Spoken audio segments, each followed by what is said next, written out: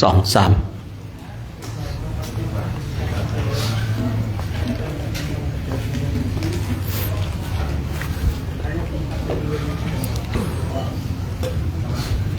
กดยังฮะจิ๊ดกดยัง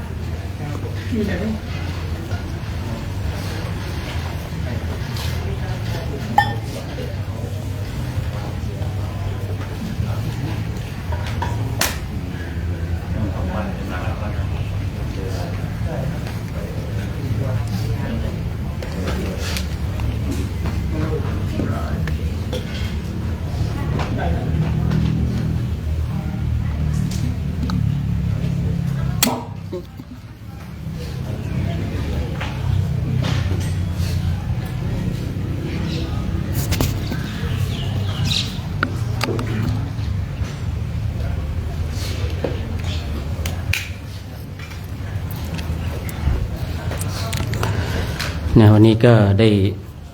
ออกไปพิจารณาน้ำปนะนะน้ำปนะนี้ก็ที่เราท่านทั้งหลายเมื่อเช้าร่วมกันถวายแล้วก็ยังมีญาติโยมนะหลายๆคนนะได้เอ่ยชื่อบ้างไม่ได้เอ่ยชื่อบ้างนะตรงนี้ก็อยู่ได้ประมาณ6 วันนะสบายกระเป๋าไปเลย10,000 กว่าบาทนะแค่นี้นะครับผมโอ้ยผมปกติผมไม่ค่อยเข้าหรอกนะพวกห้างพวกรถตัดเนี่ยนะปกตินี่ไม่เข้านะครับนะอันนี้ผิดปกติครับผมนะนี่อันนี้ผิดปกตินะบางอย่างนี่ก็เลยต้องไปดูเองนะครับผมนะไปเจอแม่ค้าหลอกอีกนะเอา4 แพ็คแถมนี่ถ้าเอา8 แพ็คแถมไม่นี่เอา8 แพ็คไปเลยนะโดนแม่ค้าหลอกนะรู้ว่าเขาหลอกแต่เต็มใจให้หลอกครับผมนิสัยของคนเราเนาะรู้ว่าเขามีของแถมนะเอาใหญ่เลยครับผมเกือบไปแล้วเนี่ยเกือบจะได้จำนำโทรศัพท์นะบางทีชีวิตของคนเราอย่างเงี้ยนะรู้ว่าเขาหลอกแต่เต็มใจให้หลอกนะบางทีเราก็หลอกให้ถูกหลอกให้สร้างคุณงามความดีนะในบางทีก็ถูกหลอกให้ทำสิ่งที่ไม่ดีนะผมเองถูกแม่ค้าหลอกเนี่ยมันยังนึกอยู่เนี่ยว่าหลอกให้สร้างคุณงามความดีหรือว่าหลอกให้หลงเคารพเขาก็ไม่รู้นะการหลอกให้สร้างคุณงามความดีไม่ใช่มีแต่ในยุคของเราเนาะนู้นในสมัยครั้งพุทธกาลเนี่ยพระพุทธเจ้าเนาะมีอุบายเนี่ยมีอุบายที่พระนันทะนะพระนันทะนี่กำลังแต่งงานกับนางชนบทกัลยาณีเนาะโอ้สวยมากเลยก็ว่างั้นนะสวยแต่งงานเนี่ยจะเข้าห้องหอไม่ได้เข้าเลยพระเจ้าไปร่วมงานแต่งเสร็จงานแล้วพระเจ้าส่งบาตรให้นันทะนี่เองก็ปฏิเสธไม่ได้นะครับก็คิดว่าถึงประตูก็คงจะรับบาตรถึงตรงนั้นน่าจะรับบาตรที่ไหนได้นะไปถึงนิวัดเลยไหนตอนที่นันทาไปนางชนบทกัลยาณีพระลูกเจ้ากลับมาเร็วๆนะโอ้โหเนาะพระลูกเจ้ากลับมาเร็วๆเสียงเนี่ยก้องกังวานอยู่ในส่วนประสาทของพระนันทะนะบวชแล้วนะพระเจ้าถามเธอสามารถบวชได้ไหมบวชได้พระพุทธเจ้าค่ะ คือพูดแบบยังไงคือแบบเกรงใจเนาะแม่บอกว่าไม่บวชก็จะอย่าไกลอยู่นะก็เลยบวชไปแล้วก็ไม่เป็นการเจริญสมณธรรมพระเจ้าเลยพาไปดูลิงแล้วก็พาไปดูนางฟ้านะถ้าเธอตั้งใจปฏิบัติธรรมกรรมฐานเนี่ย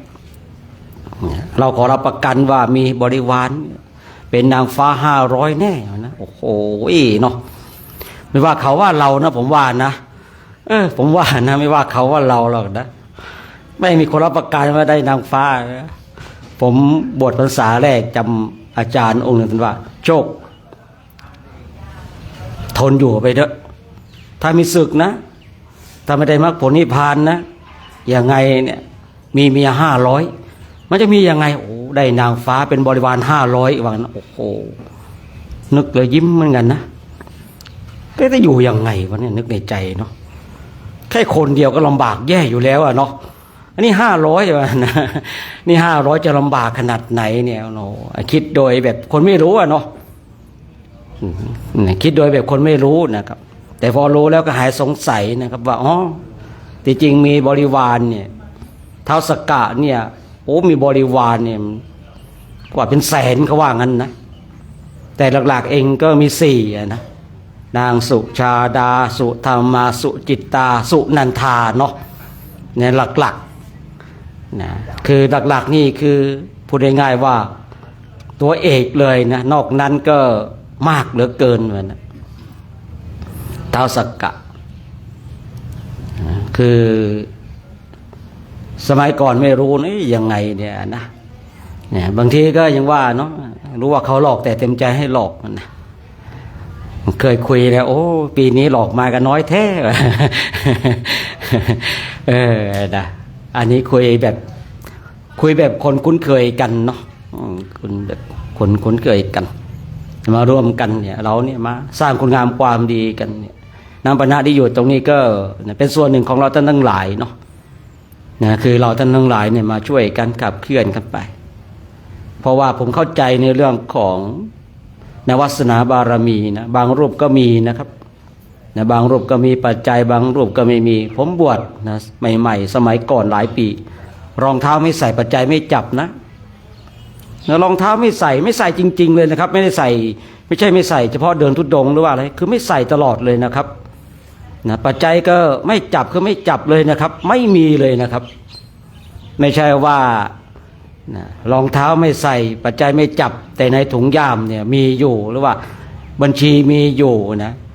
ไม่มีไวยาวัจกรแล้วก็นั่งยิ้มนอนยิ้มอ๋อไวยาวัจกรเก็บปัจจัยให้กับเรานะ51,000,000เนี่ยไม่ใช่นะคือไม่เอาเลยครับผมนะไม่เอาเลยนะสมัยก่อนนะรองเท้าไม่ใส่ปัจจัยไม่จับนะครับแต่วันหนึ่งเนี่ยผมไม่เข้าปริวาสผมเห็นพระนะเห็นพระอายุมากแล้วท่านถวายน้ำปานะพอเห็นท่านถวายน้ำปานะเราเกิดรู้สึกว่าเกิดปิติเกิดความสุขในบุญของท่านนะเราเห็นท่านทำบุญแล้วมีความสุขผมเลยคิดว่านี่ขนาดเราเห็นคนอื่นทำบุญยังมีความสุขขนาดนี้แล้วถ้าเราทำเองจะมีความสุขขนาดไหนหลังจากนั้นผมก็จับปัจจัยนะจับปัจจัยโดยที่ผมไม่รู้หรอกว่ามีเท่าไหร่แรกๆผมก็จะมีคือได้ปัจจัยมาผมก็เอาใส่ผมไม่นับไม่รู้มันมีเท่าไหร่เวลาผมจะซื้อของโยมนับเองช่วงหนึ่งนะช่วงแรกไม่จับพออีกช่วงหนึ่งก็เราไม่รู้ยอดปัจจัยว่ามีเท่าไหร่พอได้มาแล้วก็ใส่ถุงคล้ายถุงสบู่ของเราเนี่ยใส่เนี้ยน่ะก็ได้มาก็จับใส่เวลาเราไปซื้อข้าวซื้อของหรือว่าจะไปซื้ออะไรก็ให้โยมเขานับเองแล้วบางทีก็หายเหมือนกันนะไม่รู้ว่าเราก็ไม่สนใจใช่เปล่าสมมติว่าเราซื้อไป500อย่างเงี้ยเขานับไป1,000ก็เรื่องของเขาเนาะไม่ใช่เรื่องของเราอะบางทีเราก็จับดูก็รู้ว่ามันหนักมันเบาอะเนาะฉะนั้นเนี่ยมีช่วงแรกเนี่ยผมรองเท้าไม่ใส่ปัจจัยไม่จับในช่วงหนึ่งเราไม่รู้นะเราไม่รู้ว่ามีเท่าไรยังไงได้มาแล้วก็เก็บใส่ถุงนะเวลาที่เราจะไปนู่นไปนี่ก็ให้เขาจัดการไปในยุคที่รองเท้าไม่ใส่ปัจจัยไม่จับจะไปไหนแต่ละทีนี่ก็คือมีโยมรับแล้วส่งต่อเช่นนะลงจากเชียงรายโยมจากเชียงรายเขาก็พิจารณาตั๋วให้เนาะแล้วก็ซื้อน้ำปานะถวายแล้วก็จะมีโยมรอจากกรุงเทพสมมติว่าเราไปกรุงเทพนะก็จะมีโยมเนี่ยมาคอยรับเราจากกรุงเทพแล้วก็ส่งต่อไปอีกทีหนึ่งในช่วงที่รองเท้าไม่ใส่ปัจจัยไม่จับช่วงนั้นนะครับเมื่อ20 กว่าปีก่อนนะ20 กว่าปีก่อน26 ปีก่อนคนเนี่ยเราเห็นเรารองเท้าไม่ใส่ปัจจัยไม่จับแบงค์พันนะจะถวายเป็นปึ๊กเราไม่รับอ่ะแม่นึกมาตอนนี้เสียดายเลยครับผมแม่นึกมาตอนนี้เสียดายสมัยก่อนรองเท้าไม่ใส่ปัจจัยไม่จับโยมอยากถวายเราก็ไม่เอานะมาตอนนี้รองเท้าก็ใส่ปัจจัยก็จับเงียบนับแต่ละทีจ่ายเขาแบงค์20อ่ะครับบางทีบางครั้งเนี่ยไปซื้อเนี่ยโยมอาตมามีเหรียญบาทเนี่ยนะ น่าจะประมาณสัก200เนี่ยโยมนับดูกันแล้วกันนะสมัยรองเท้าไม่ใส่ปัจจัยไม่จับโอ้ยโยมก็ถวายแบงค์พันเป็นปึกๆครับเราไม่รับครับไม่เอาครับไม่เอานะแต่พอเราจับปุ๊บนะอย่าว่าแต่แบงค์พันเลยนะบางทีเนี่ยแบงค์100แทบจะไม่ค่อยเห็นนะครับแต่แบงค์20พอได้อยู่นะแบงค์20พอได้อยู่ผมเองก็บางอย่างเนี่ยตอนที่เราไม่อยากจะจับปัจจัยเนี่ยมันมีบททดสอบครับผมคิดว่ามันมีบททดสอบดูที่ว่าแน่จริงหรือเปล่าอย่างเงี้ยนะแน่จริงหรือเปล่าอย่างเนี้ยนะฉะนั้นก็เนี่ยนำปัญหาตรงนี้ก็เป็นของหลายๆท่านเนาะรวมกันผมก็เลยมาตั้งตรงนี้ว่าให้เราได้เห็นว่าเนี่ยนี่เป็นส่วนหนึ่งเพราะว่าตอนนี้เราเดินกันเนี่ยนะเดินไปเผื่อว่าไม่มีใครถวายเราก็จะได้เอาตรงจุดเนี้ยนะตรงจุดนี้ไปถวายช่วงที่เราเดินไปพักร้อนเนี่ยนะมาพักช่วงชกพักเบรกเนี่ยเราก็จะได้มีน้ำปนะถวายมีอยู่ปีหนึ่งอาจารย์ดูที่อาจารย์ถวายน้ำเนี่ยพวกนี้นะมันไม่มีประโยชน์โยมอาตมาไม่ต้องการประโยชน์เลยตอนนี้นะอาตมาต้องการความชื่นใจไม่ต้องการประโยชน์นะครับ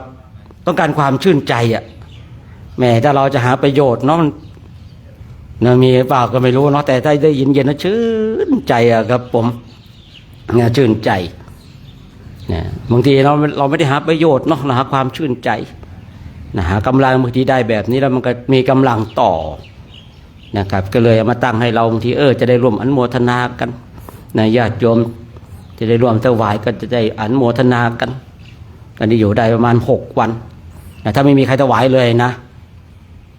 ถ้าเรามีใครถวายอีกก็ว่ากันไปเอาวันต่อวันไปเนาะเอาข้างหน้าเป็นไปนะข้างหน้าเป็นไปตามวาสนาบารมีของเราท่านทั้งหลายกันเนาะฉะนั้นวันนี้เราก็ได้พักกันทั้งวันเดี๋ยวเราก็จะได้มาร่วมกันเจริญจิตตภาวนานะเดี๋ยวเราก็จะเดินจงกรมรอบพระธาตุเนาะเดินจงกรมมานั่งสมาธิแล้วก็ทำวัดสวดมนต์นั่งภาวนาฟังธรรมะจากพ่อแม่ครูบาอาจารย์กันเราได้พักเต็มที่แล้วเนาะในช่วงที่เราอยู่ที่วัดพระธาตุจอมปิงเนี่ยนะพระธาตุจอมปิงนี่ก็ทำหน้าที่ของเราให้ดีนะครับผมยิ่งวันนี้มีตลาดนัดไม่รู้พระคุณเจ้าของเราเนี่ยเป็นนั่นหรือเปล่าเนาะเราก็อยู่ในเขตของเราเด้อนะปล่อยของเขาไปนั่นเรื่องของเขาไม่ใช่เรื่องของเราเนาะอย่างที่ผมเคยบอกแล้ว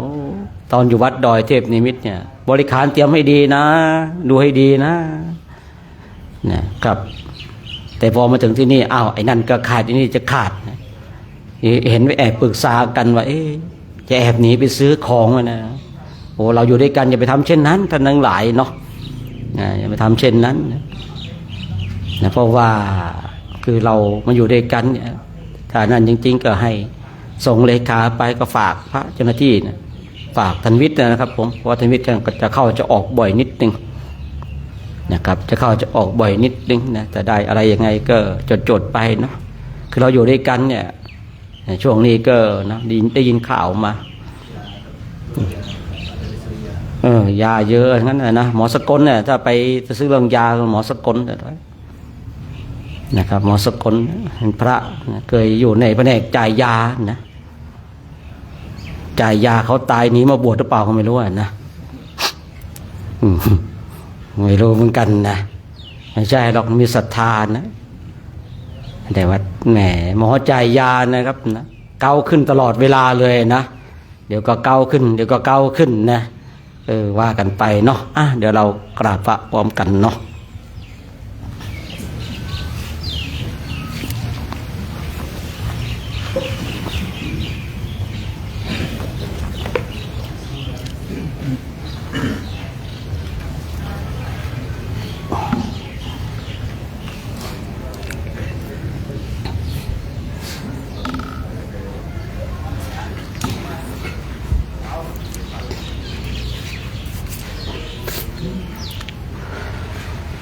อะระหัง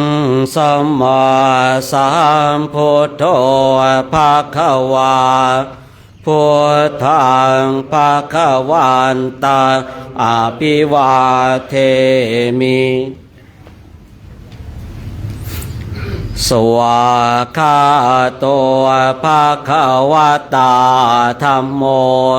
ธัมมังนะมาสามิสุปฏิปันโนภะคะวะโตสาวกสังโฆสังฆังนามามิ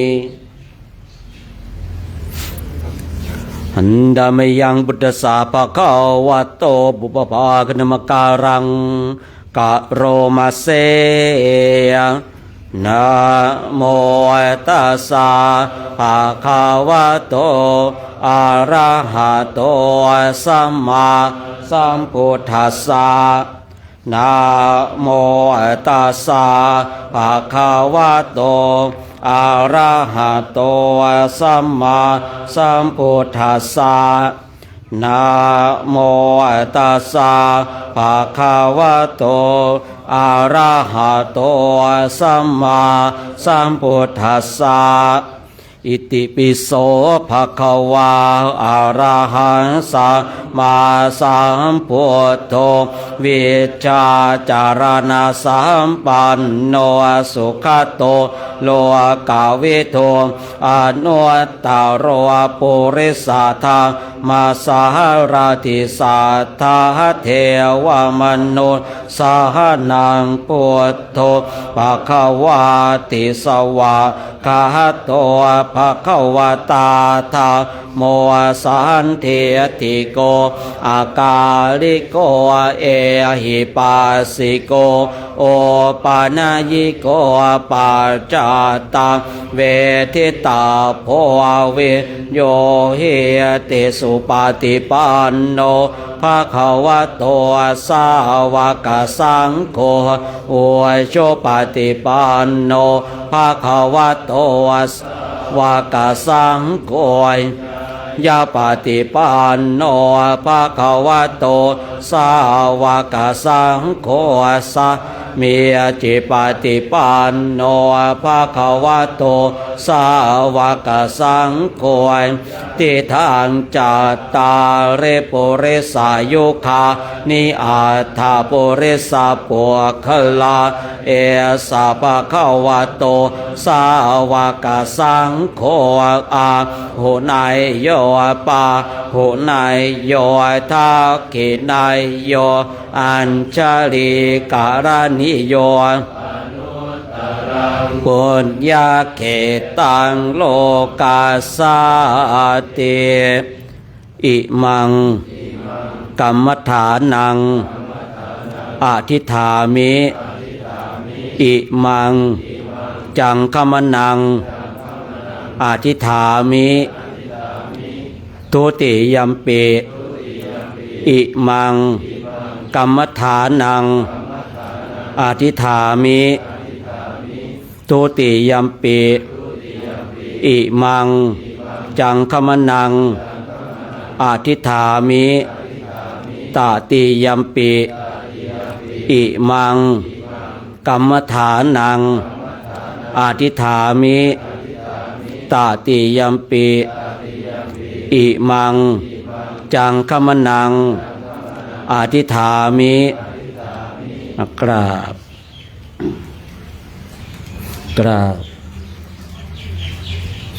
กราบ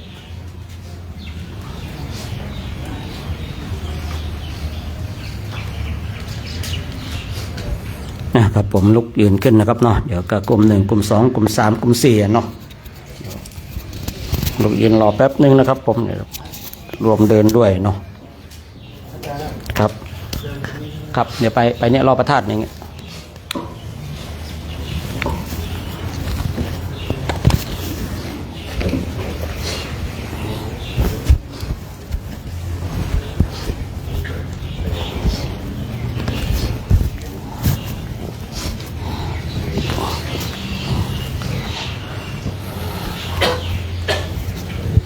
ไปพระอาจารย์เอก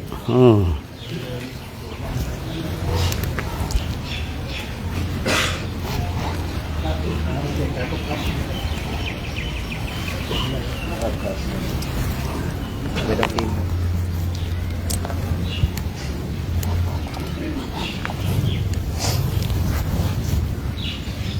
วันนี้เรา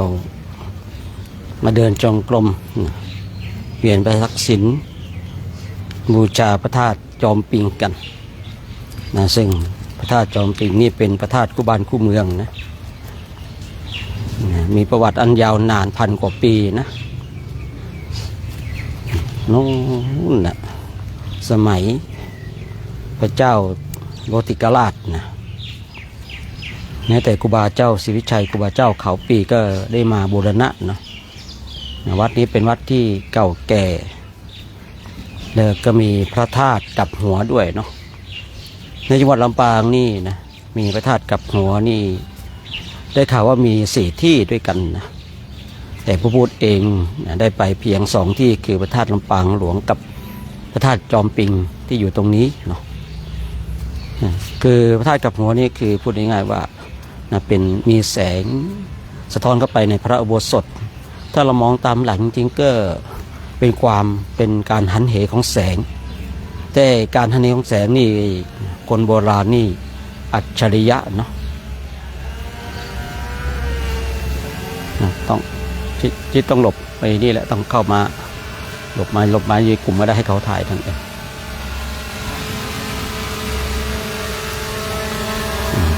การหักเหของแสงเนี่ยพอคือไม่ได้มีทุกที่นะฉะนั้นพระคุณเจ้าของเราก็จะได้มาเดินจงกรมเวียนพระทักษิณเพื่อเป็นพุทธบูชาคุณขององค์สมเด็จพระสัมมาสัมพุทธเจ้าช่วงนี้เราคณะพระภิกษุสงฆ์ก็อยู่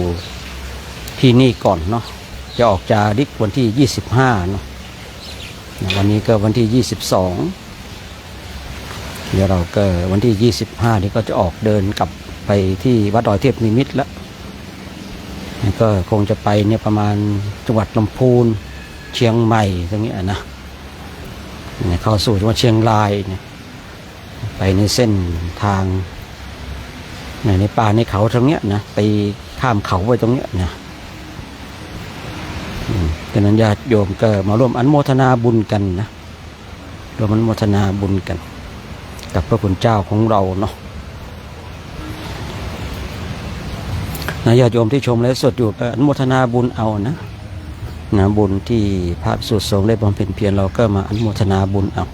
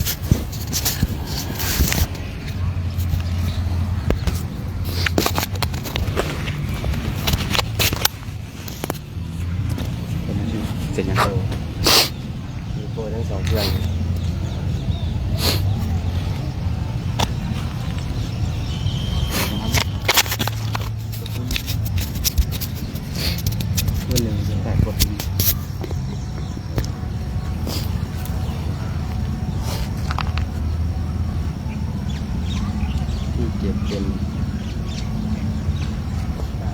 เงินในเครื่องการกดออกเลยทีหนึงอีกทีหนึง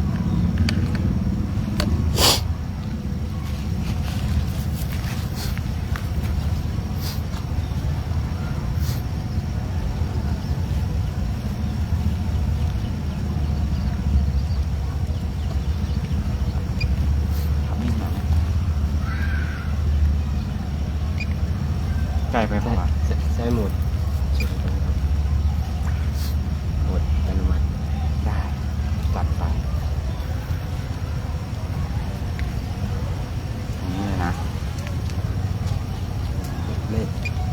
ไป เอาเป็นอันนี้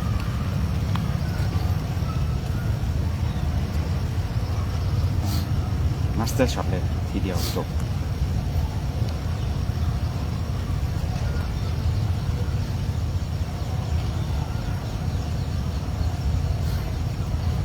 ปรับไปทางซ้าย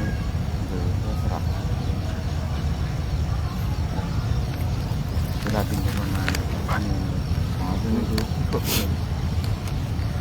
กลางฝั่งบ้าง นี่ด้วย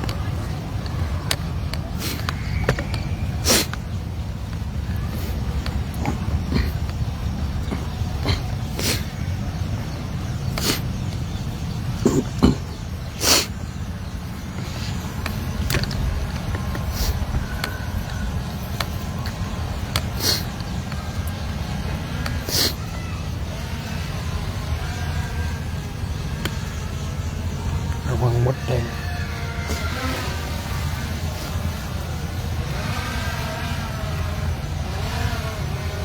อันนี้ปรับเลยไม่ปรับ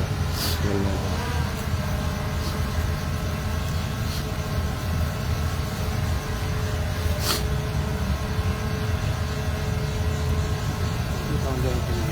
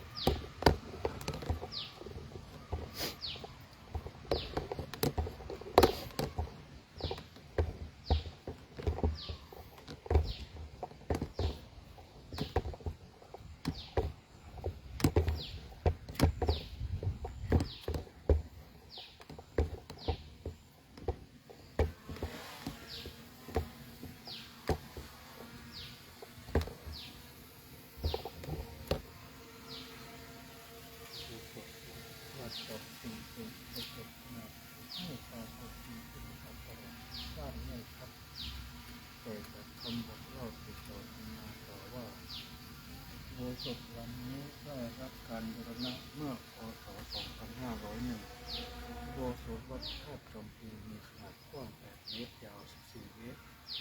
หลังคาซ้อน2 ชั้นบริเวณหน้ามีซื้อประตูทางเข้ามีการตกแต่งด้วยลวดลายปูนปั้นภายในมีพระพุทธรูปประทับมีช่างร้องเพลงสายที่โดยตรงของพระเจ้าพระองค์ด้วยจ้างรถยนต์มา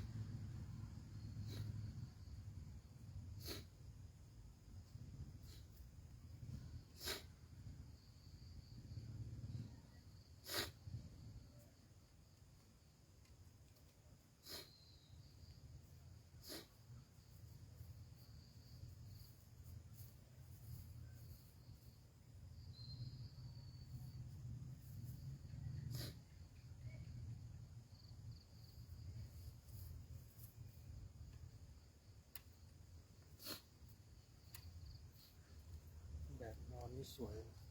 ใช่ลุงตัว การช่วงไปเลยไปเข้าห้องน้ำไปเอาเสร็จแล้ว หายไม่ได้เลย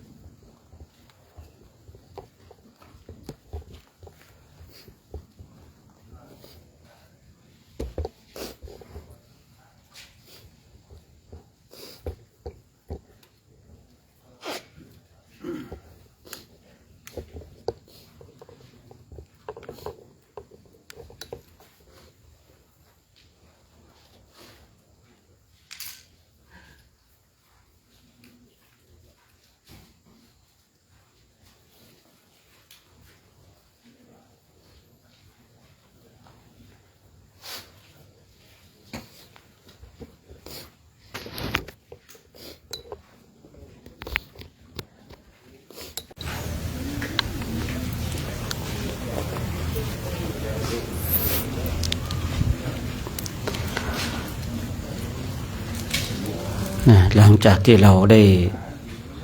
เดินจงกรมเสร็จเราก็กลับมานั่งภาวนาต่อนะเรามาสร้างความเปลี่ยนของเราให้ต่อเนื่องนะมาสร้างความเปลี่ยนกัน ตามแบบฉบับของผู้ฝึกปฏิบัติธรรมกรรมฐานการเดินจงกรมก็ดีนะการนั่งสมาธิก็ดีนะดีทั้งนั้นนะถ้าเรามีสติมีสัมปชัญญะนะดีทั้งนั้นนะ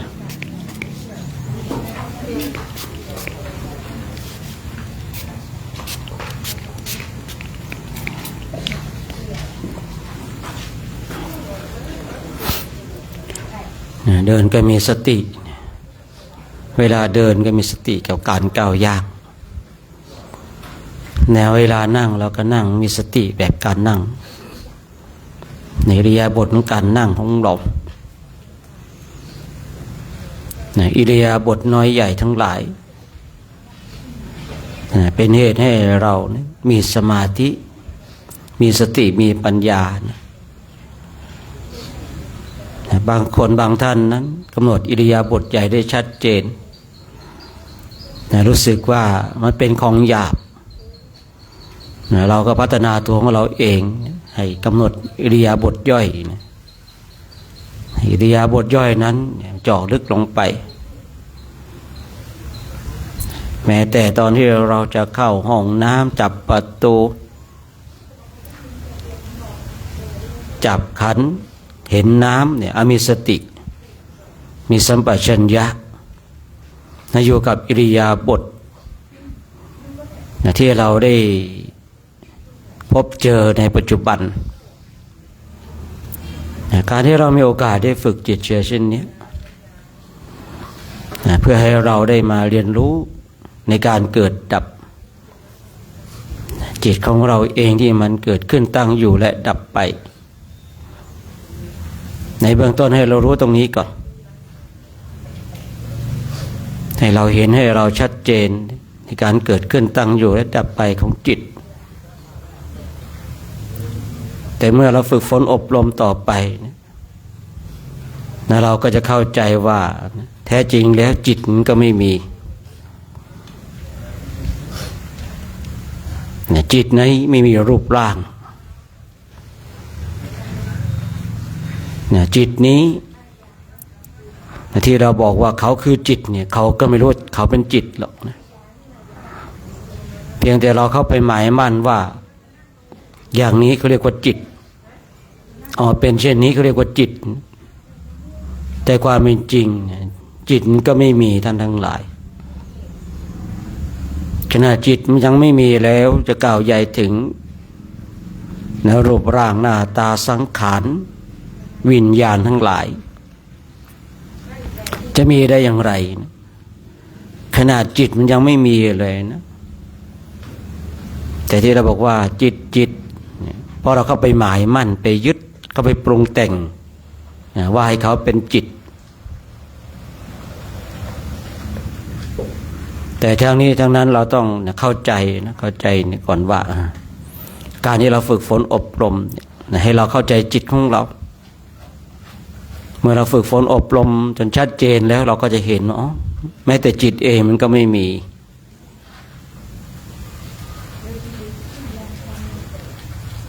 เราหลงเข้าไปยึดในจิตนี้ว่าเป็นจิตอยู่ตั้งนานแต่แท้จริงแล้วเขาก็ไม่รู้ว่าเขาเป็นจิตเพราะการที่เราเข้าไปหมายมั่นเข้าไปยึด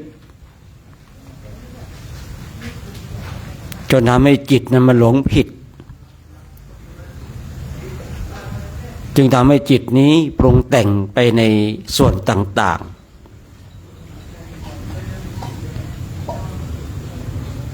การที่เราได้ฝึกฝนอบรมมานั่งแบบนี้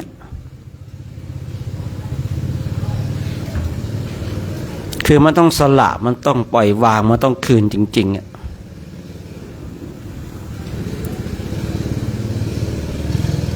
แม้แต่จิตนี้ก็เข้าไปยึดมั่นถือมั่นไม่ได้นะ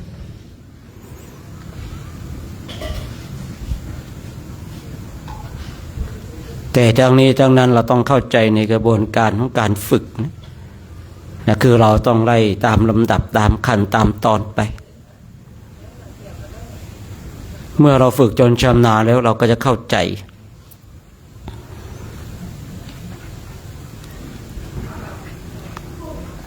เราฝึกสิ่งใดเรา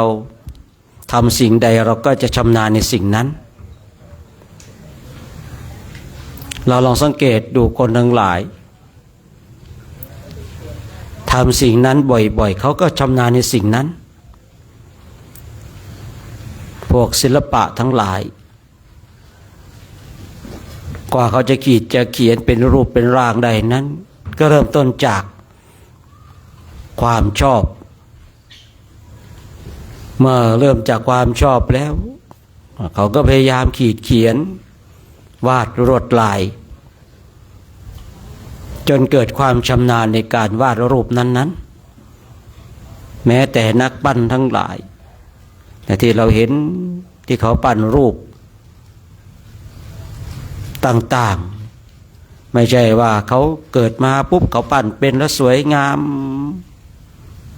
ก็ไม่ใช่บุคคลเหล่านี้ก็ใช้การฝึกฝนทำอย่างเป็นประจำจึงเกิดความชำนาญอย่างที่ได้กล่าวไว้เมื่อสักครู่นี้ว่าคือเราเนี่ยทำสิ่งใดย้ำอยู่อย่างนั้นความชำนาญก็บังเกิดขึ้น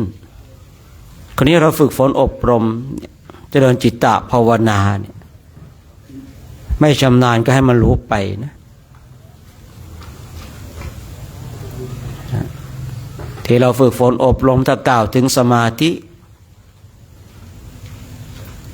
เข้าออกสมาธิจนชำนาญที่เรียกว่าวสี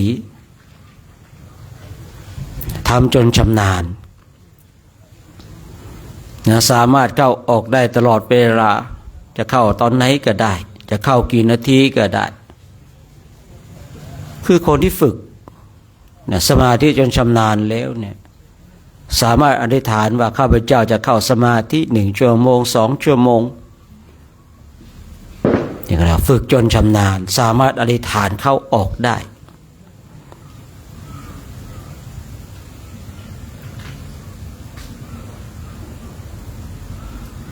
ยิ่งถ้าเรามาพิจารณาในธาตุในขันธ์ของเราเนี่ยแรกๆเรามีสัญญาอ่านมากเหลือเกินแต่เวลาที่เรายกมาพิจารณาเนี่ยผมเชื่อว่าถ้าเราจำในวันแรกแห่งการพิจารณาได้เนี่ยถึงแม้ว่าเราจะอ่านมามากฟังมามากแต่ในวันแรกแห่งการพิจารณานั้นมันนิดเดียวพิจารณาไปแค่2 นาที3 นาทีก็ตันแล้วหมดแล้วแต่พอเราทำบ่อยๆเนี่ยแยกแยะ จำแนกแจกแจงเนี่ยธรรมวิทยาเกิดขึ้นสอดส่องในธรรมสอดส่องในสิ่งที่ควรเข้าใจ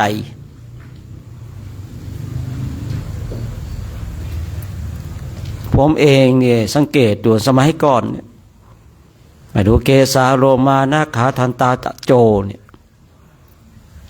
จำได้เลยในคราวครั้งแรกนะที่มาพิจารณาในเรื่องของเกสาโลมานาขาทันตาตะโจเนี่ยไม่ถึง5 นาทีนะทั้งอนุโลมและปฏิโลมไม่ถึง5 นาทีหมดตันแต่พอทำบ่อยเข้าเพียงแต่ไอ้เกสาเนี่ยเล่นไป3-4 ชั่วโมงอะครับไอ้แค่ผมเส้นเดียวเนี่ยเล่นไป3-4 ชั่วโมงนะผมเห็นบางทีความชำนาญในการฝึกสิ่งที่เราทำบ่อยย้ำบ่อยก็ให้เกิดความชำนาญนี่ขึ้นอยู่กับตัวของเราเองเราจะชำนาญเข้าออกสมาธิหรือว่าชำนาญในเรื่องของการพิจารณาอย่างที่ผมได้กล่าวในวันก่อนนู้นเพราะว่าจริตนิสัยของคนเรามันแตกต่างกัน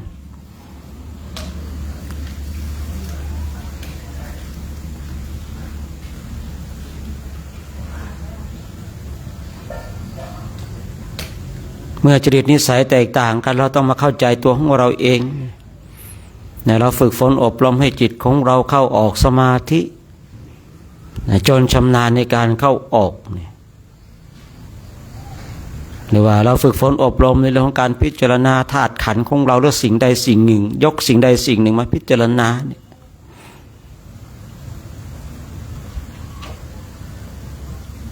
บางทีการที่เรามายกความตายเป็นอารมณ์พิจารณาความตายเป็นอารมณ์คือมรณสติกรรมฐาน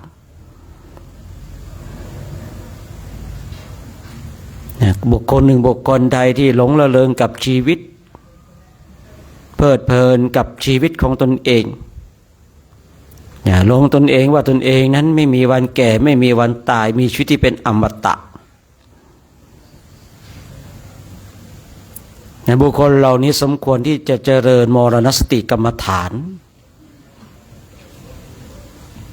การที่บุคคลเจริญมรณสติกรรมฐานเนี่ยเพื่ออะไรเพื่อให้ทำให้ตนเองไม่ประมาทในชีวิตนั่นเองใครก็ตามที่ยังหลงระเริงในเพศในวัยในชีวิตของตนเองว่ายังหนุ่มยังสาวอยู่เพราะเราท่านทั้งหลายแจ้งประจักษ์ด้วยตัวของเราเองยิ่งความเป็นพระของเราเนี่ยเราก็จะเห็นความพัดพรากจากสิ่งทั้งหลายมากเหลือเกิน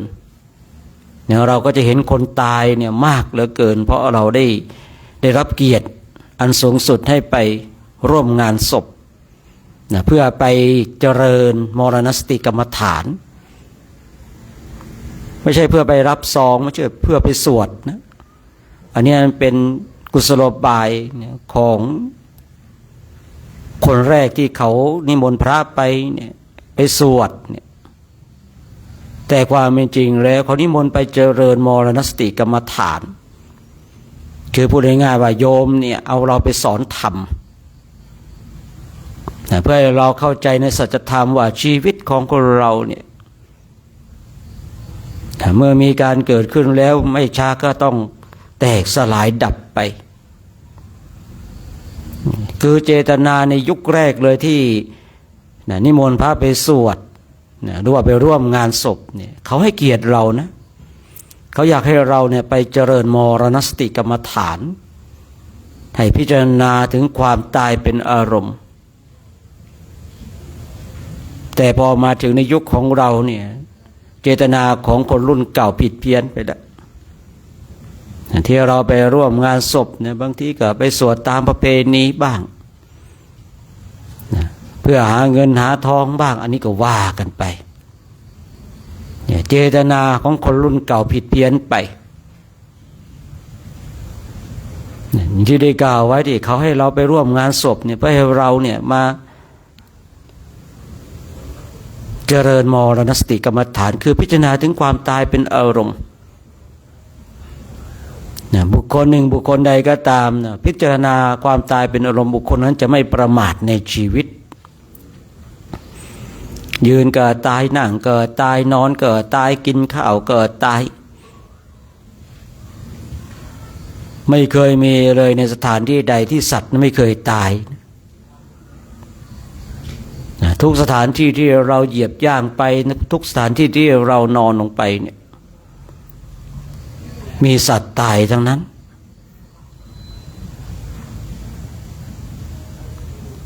การที่เรามาเจริญมรณสติกรรมฐานเนี่ยคือบางทีเนี่ยตัวผมเองนะคือเราจะเดินเกิดตายนั่งเกิดตายยืนเกิดตายหายใจเข้าเกิดตายหายใจออกเกิดตายเดิน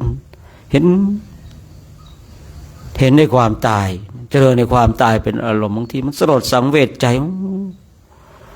ชีวิตของเราผ่านการเวียนว่ายตายเกิดมาเท่าไรแล้วเนาะ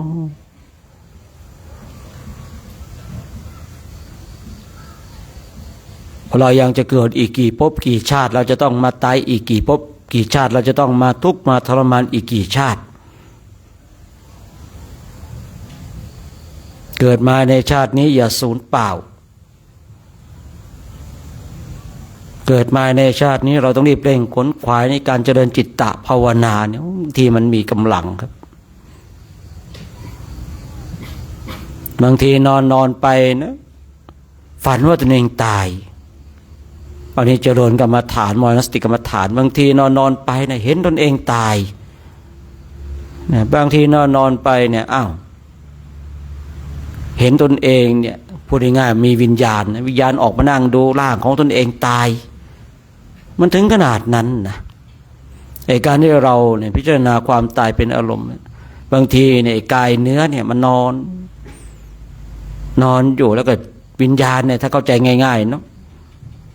วิญญาณมานั่งดูยืนดูมาเห็นความตายเห็นความตายของตนเองมันทำให้เราเนี่ยไม่ประมาทในเพศในวัยทีนี้เมื่อเราไม่ประมาทในเพศในวัยแล้วเนี่ยเราก็จะเรียบเร่งขวนขวายสร้างคุณงามความดีมีคนหลายๆคนบอกว่า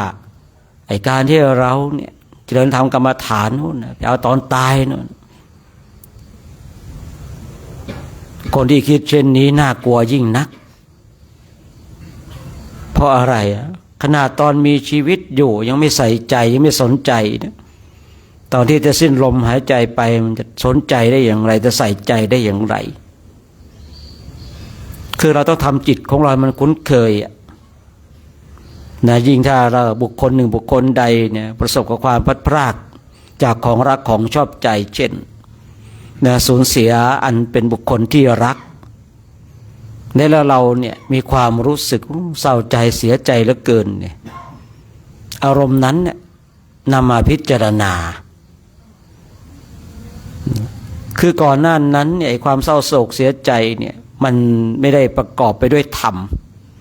แต่มันประกอบไปด้วยความเศร้าโศกเสียใจความพลัดพรากแต่เมื่อเราเอาอารมณ์นั้นมาพิจารณาปุ๊บเนี่ยคราวนี้มันจะประกอบไปด้วยธรรมเราก็จะเห็นความพลัดพรากจากของรักของชอบใจมันเศร้าโศกเสียใจนะแรกๆเองนะผมนะบางทีพิจารณาคนนั้นยังมีชีวิตอยู่แต่คนนั้นก็จะตายจากเราไปใจหายแวบเลยนะครั้งแรกนะเนี่ยคนนั้นตอนนั้นยังมีชีวิตอยู่พิจารณาเรื่องความตายความพลัดพรากว่าถ้าเขาตายไปแล้วจะเป็นยังไงใจหายแวบเลยผมเห็นความน่ากลัวของจิตตรงนี้นะเนี่ยเราในบางทีเนี่ยเป็นพระเนี่ยกรรมฐานทั้งหลายเอาไม่ลงเนี่ยประมาทในชีวิตยังหลงไหลกับการกินหลงไหลกับการหลับนอนเพลิดเพลินกับกามคุณห้าในรูปในเสียงในกลิ่นในรสในโผฏฐัพพะ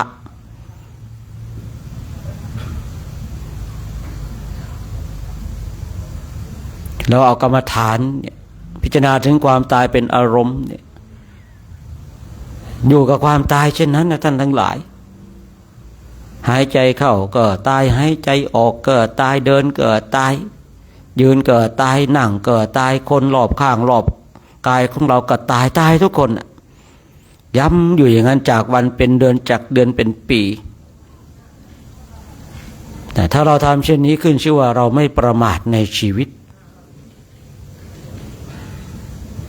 อานนท์เธอพิจารณาความตายวันละกี่ครั้งพระอานนท์ก็ตอบนะวันละ5 ครั้ง10 ครั้ง20 ครั้งเธอประมาทไปในอย่างเราเนี่ยในแต่ละวันเราเคยพิจารณาความตายเป็นอารมณ์มากน้อยขนาดไหนมาเข้าใจเรื่องของความตายเนี่ยมากน้อยขนาดไหน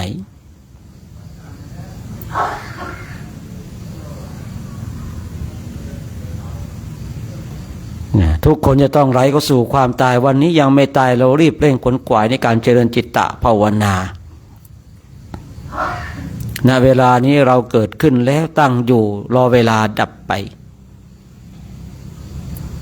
ผมเองได้คุยกับคนเฒ่าคนแก่คนสูงอายุหลายๆคนเข้าใจในสัจธรรมของชีวิตตอนเด็กตอนหนุ่มสาวนั้นแสวงหาทรัพย์ภายนอกพออายุมากแล้วก็แสวงหาทรัพย์ภายในเข้าใจในสัจธรรมไม่อยากได้ทรัพย์สมบัติแล้วอยากจะได้บุญกุศลอยากจะได้คุณงามความดีเนี่ยบุคคลเช่นนี้ถือว่ายังโชคดีนะแต่เราจะโชคดีเช่นนั้นหรือเปล่าเราก็ไม่รู้เหมือนกันว่าในอนาคตชีวิตของเราจะอยู่ถึง60-70หรือเปล่าเราก็ยังไม่รู้นะแต่ที่แน่ๆณเวลานี้เรารู้ว่าเรายังมีชีวิตอยู่ยังมีลมหายใจอยู่ยิ่งถ้าเรารู้ว่าเรามีศรัทธ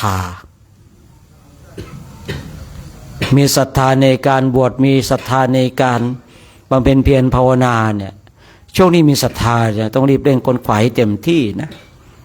เป็นช่วงโชคดีนาทีทอง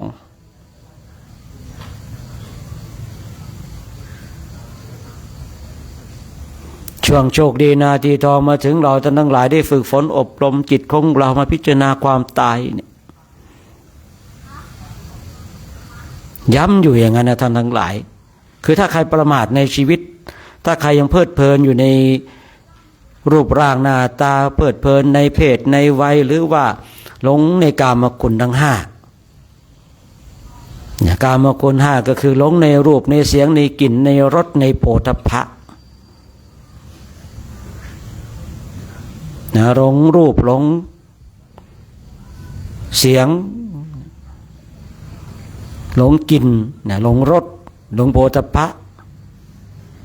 ที่เกิดจากตัวเรายังไม่พอนะบางทียังไปหลงรูปหลงเสียงหลงกลิ่นหลงรสหลงโผฏฐัพพะจากสิ่งอื่นๆแค่หลงของตนเองมันก็ลำบากอยู่แล้วคนนี้ไปหลงของบุคคลอื่นอีกไปกันใหญ่เลยถ้าเรารู้ว่าเราเป็นบุคคลที่เพลิดเพลินหลงไหลในกามคุณ5ตาย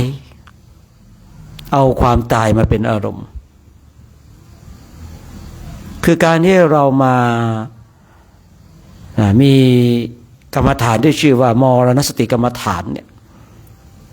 เคยสนทนากับโยมท่านหนึ่งว่าไม่ได้นะไม่ได้หรอกที่เราจะไปคิดถึงความตายเป็นการแช่งตัวเองก็ว่างั้นนะผมก็บอกว่าคนเราเนี่ยไม่ต้องแช่งมันก็ตายแต่ว่าการที่ตนเองคิดถึงความตายเป็นอารมณ์ในการแช่งจะทำให้ตนเองอายุสั้นเนี่ยบางทีบางคนก็มีความเชื่อผิดที่ร้ายไปกว่านั้นคำพูดของคนนี้ก็บอกว่าอาจารย์สอนมาแบบนี้ไปมาเป็นคำสอนของพระไปว่าการที่ตนเองคิดถึงความตายเป็นอารมณ์เป็นการแช่งตนเองให้มีอายุสั้นบางทีความคิดของพระก็น่ากลัวเหมือนกันนะว่าคิดถึงความตายเป็นอารมณ์เป็นการแช่งตัวเองทำให้ตนเองอายุสั้นแต่พูดตามง่ายว่าโยมอย่าทำเช่นนั้นนะเนี่ยโยมท่านนี้เขาก็เลย เนี่ยพูดให้ฟังพระพุทธเองได้ยินได้ฟังแล้วก็บอกว่าคนเราเนี่ยไม่ต้องไปแช่งมันก็ตายทุกคนมีเวลาของตนเองเนี่ยเมื่อเราเกิดมาปุ๊บนะชีวิตของเราเนี่ยเมื่อเกิดในวันแรกเนี่ยมันเจริญไปด้วยความตายมันไหลเข้าสู่ความตายนะมันไหลเข้าสู่ความตายเนี่ยมันไม่ได้ไหลเพื่อความอยู่รอดนะมองจริงๆแล้วเนี่ยเกิดมาปุ๊บเนี่ยนับเวลาได้เลยนะว่าชีวิตนี้เหลืออีกกี่วัน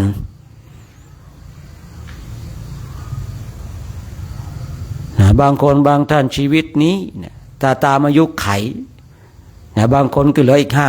50 วันบางคนก็เหลืออีก5,000 วันบางคนก็เหลืออีก10,000 วันแต่ว่าตามอายุไขคือคนเราถ้ามีความตายมาตรฐานเดียวกันคืออายุ70-80ต้องตายมันก็ดีเนาะเราก็จะได้รู้ชัดเจนว่าชีวิตของเราเหลืออีกกี่วันอย่างแท้จริงแต่ความเป็นจริงแล้วเราไม่สามารถจะรู้ได้เลยว่าชีวิตของเราจะอยู่ได้กี่วันเราก็เห็นบางทีเนี่ยคนที่เกิดทีหลังเราตายไปก่อนเราก็มี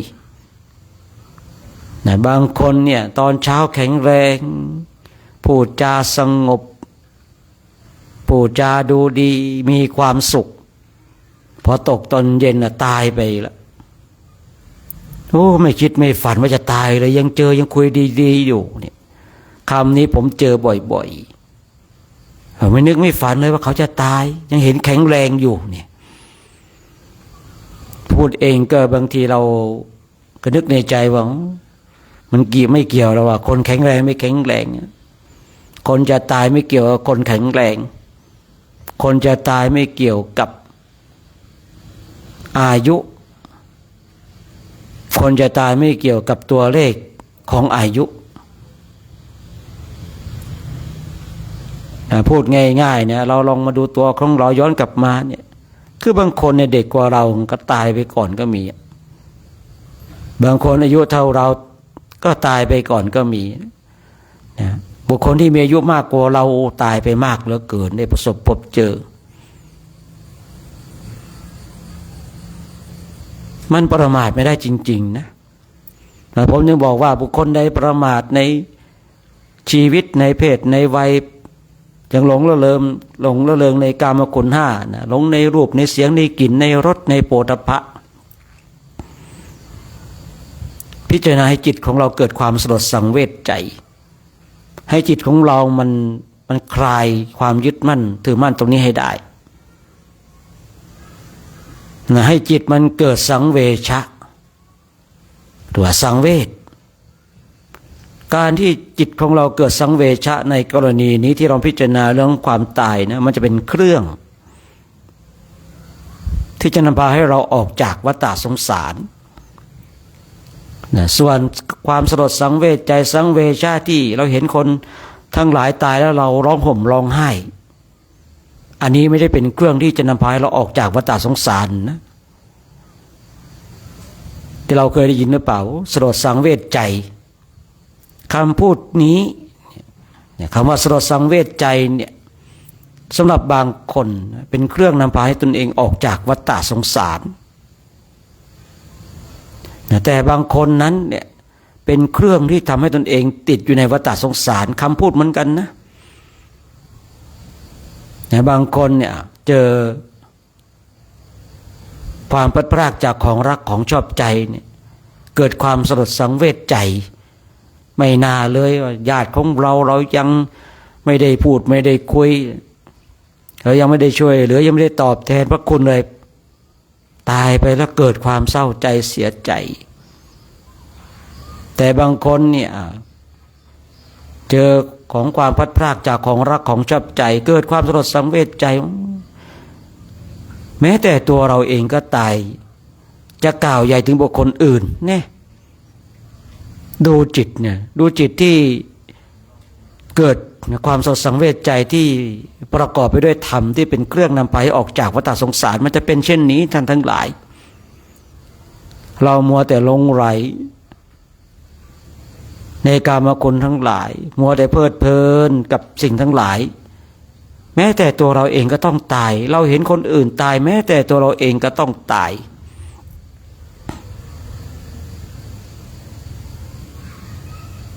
ในสมัยครั้งพุทธกาลมีครอบครัวหนึ่งมีลูกชายตนนี้เองตายเนี่ยปู่เป็นพ่อเป็นแม่เป็นพี่เป็นภรรยาไม่ได้เกิดความเศร้าโศกเสียใจเลยคนทั้งหลายก็เข้าไปถามบุตรชายตายเนี่ยไม่เศร้าโศกเสียใจหรือผู้เป็นแม่ก็บอกว่าตอนที่เขาจะมาเกิดเขาก็ยังไม่บอกเลยไอ้ตอนจะไปก็ปล่อยเขาไปไอ้ตอนที่เขาจะมาเกิดเขาก็ไม่บอกไอ้ตอนที่จะตายเนี่ยก็ไม่จำเป็นเข้าใจในสัจธรรมคือเข้าใจในชีวิตว่าทุกสิ่งทุกอย่างมีการเกิดแล้วก็ต้องมีการตายเป็นธรรมดา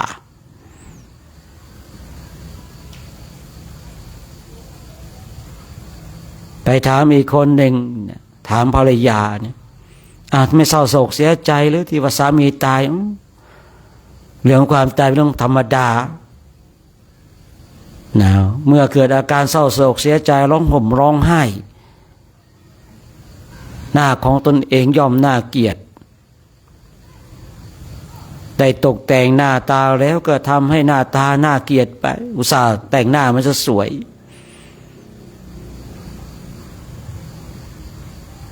แต่น้อยนักที่จะเข้าใจเช่นนี้โดยส่วนมากนะเมื่อเจอของรักของชอบใจของเราได้พัดพรากจากเราไปจะเศร้าโศกเสียใจแม้แต่พระของเราเองก็จริงดีกับตัวดีเลยนะเพราะอะไรเพราะขาดการพิจารณาขาดการเตือนจิตเตือนใจของตนเองว่าชีวิตของเราเนี่ยอะไรก็สู่ความตาย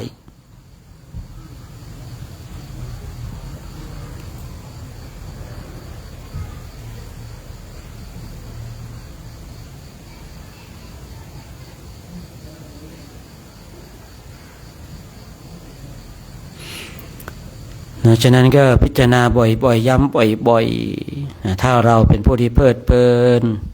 หลงในเพศในวัยเพลิดเพลินในกามคุณห้าหลงว่าตนเองเนี่ยจะไม่แก่ไม่ตายเนี่ยมาพิจารณามรณสติกรรมฐานฉะนั้นเดี๋ยววันนี้เองจะยุติการใช้เสียงไปเราได้นั่งบำเพ็ญเพียรภาวนาฝึกฝนอบรมบ่มนิสัยจนกว่าจะได้เวลาในการแผ่เมตตาที่เรานั่งบำเพ็ญเพียรภาวนากันก่อนนะ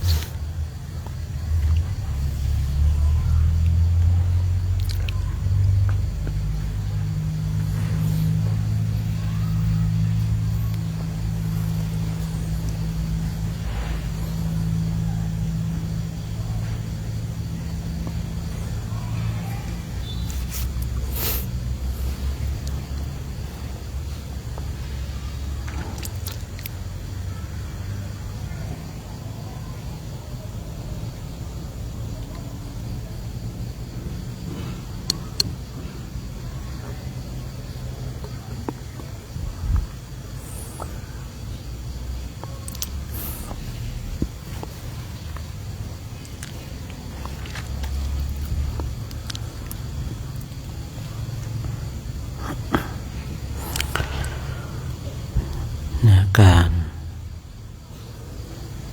เจริญจิตตภาวนาในช่วงนี้ก็สมควรแก่เวลานะในเราท่านทั้งหลายทำความสุขตัวพร้อมนะน้อมจิตน้อมใจจิตที่เป็นบุญเป็นกุศลเราจะได้ร่วมกันแผ่เมตตากับสรรพสัตว์ทั้งหลายที่เป็นเพื่อนทุกข์เกิดแก่เจ็บตายของเราสัตว์ใดที่มีความทุกข์ขอให้พ้นจากทุกข์สัตว์ใดที่มีความสุขขอให้สุขยิ่งขึ้นไปเนาะ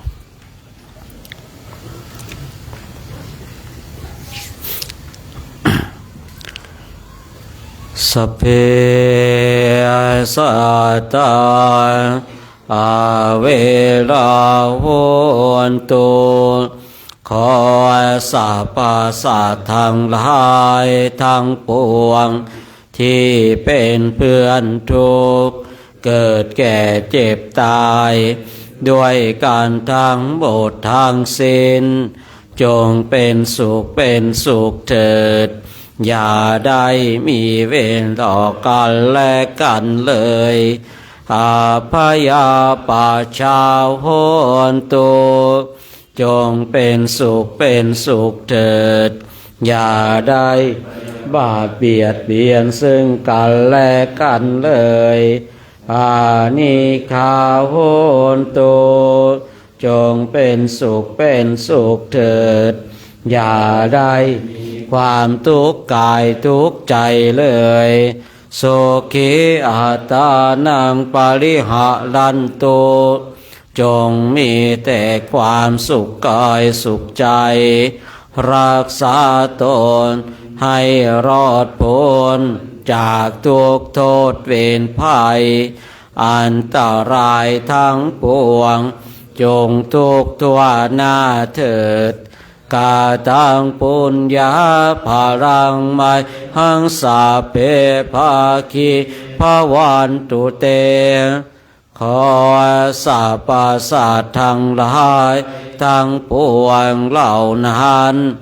จงเป็นผู้มีส่วนได้เสวยผลบุญที่ข้าพเจ้าทั้งหลายได้บำเพ็ญแล้วนี้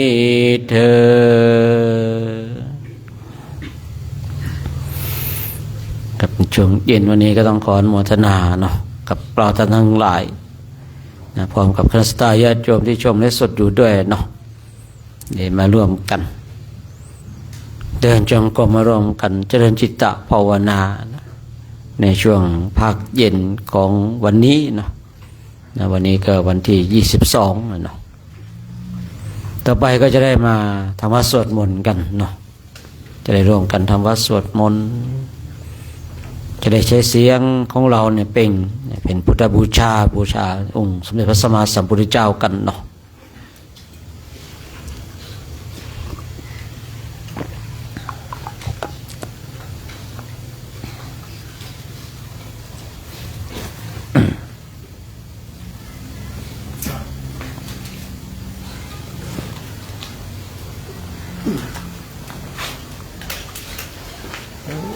ก็เก็บน้ำเนี่ยหรอน้ำดีมั้ยน้ำนะเก็บเลย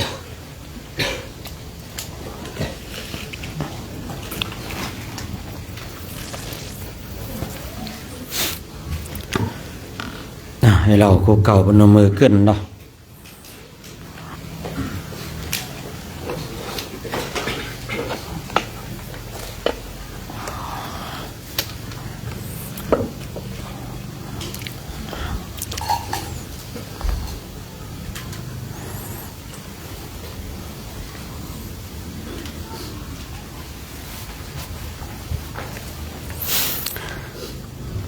ต่อไปจะได้กราบพระพร้อมกันแล้วกราบ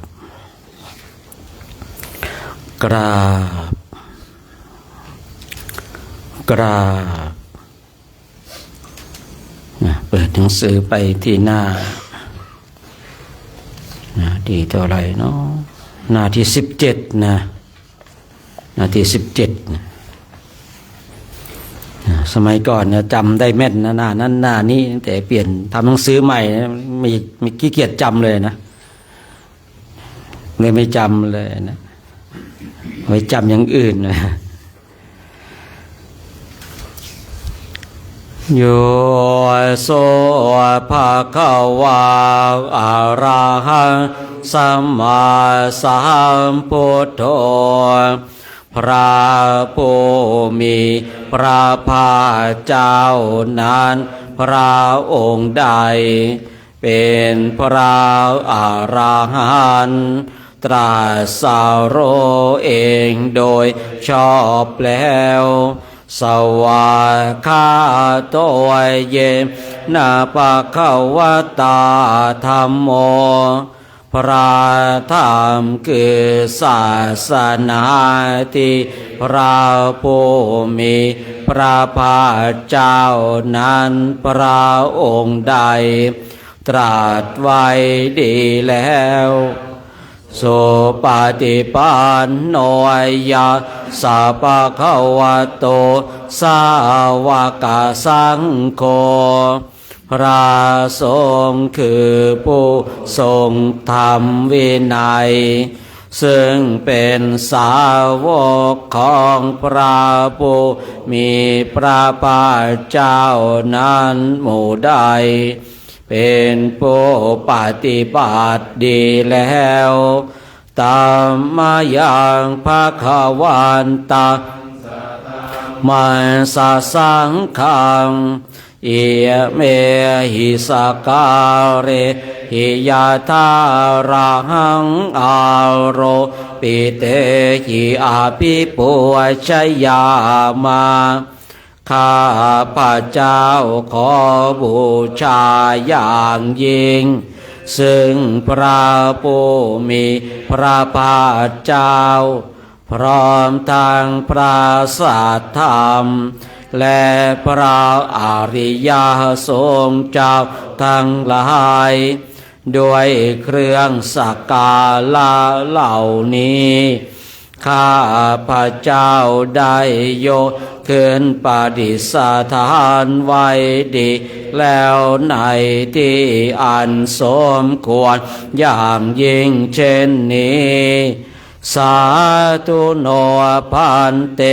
ภะคะวะสุจิราปรินิพุตโตปิ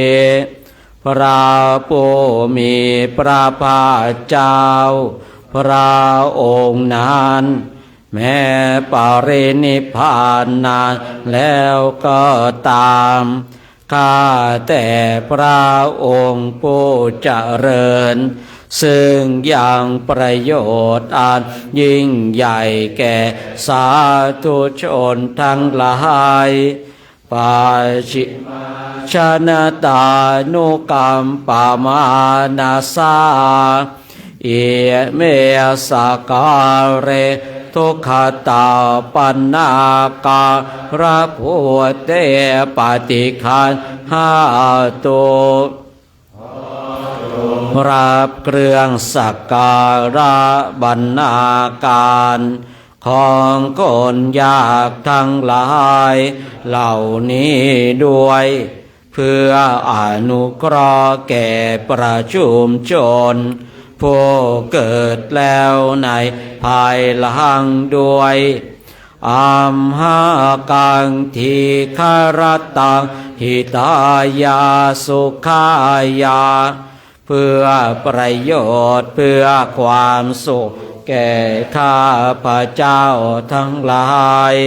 สิ้นกาลนานเทินอะระหังสัมมาสัมพุทโธ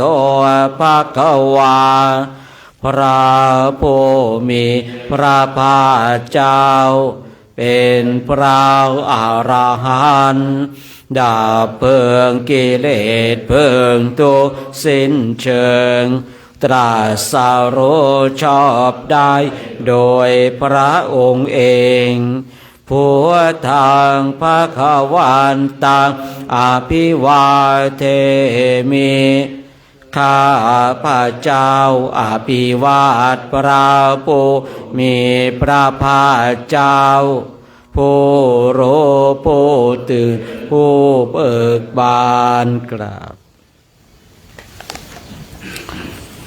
สวากขาโตภะคะวะตาธัมโมพระธรรมเป็นธรรมที่พระผู้มีพระภาคเจ้าตรัสไว้ดีแล้วธัมมังนามัสสามิข้าพระเจ้านมัสการพระธรรมกราบสุปฏิปันโนภะคะวะโตสาวกสังโฆพระสงฆ์สาวกของพระผู้มีพระภาคเจ้าปฏิบัติดีแล้วสังฆังนามามิข้าพระเจ้านอบน้อมพระสงฆ์กราบเปิดหนังสือหน้าต่อไปนะหันดามิยังพุทธัสสะภะคะวะโตบุปภาคณมการังกโรมะเสนะโมตัสสะภะคะวะโตอะระหะโตสัมมาสัมพุทธัสสะนะโมตัสสะภะคะวะโตอะระหะโตสัมมาสัมพุทธัสสะนะโมตัสสะภะคะวะโตอะระหะโตสัมมาสัมพุทธัสสะขอนอบน้อมแด่พระผู้มีพระภาคเจ้าพระองค์นั้นซึ่งเป็นผู้ไกลจากกิเลสตรัสรู้ชอบได้โดยพระองค์เองหันดามิยังบุทธานุสตินยังกโรมาเสตังโค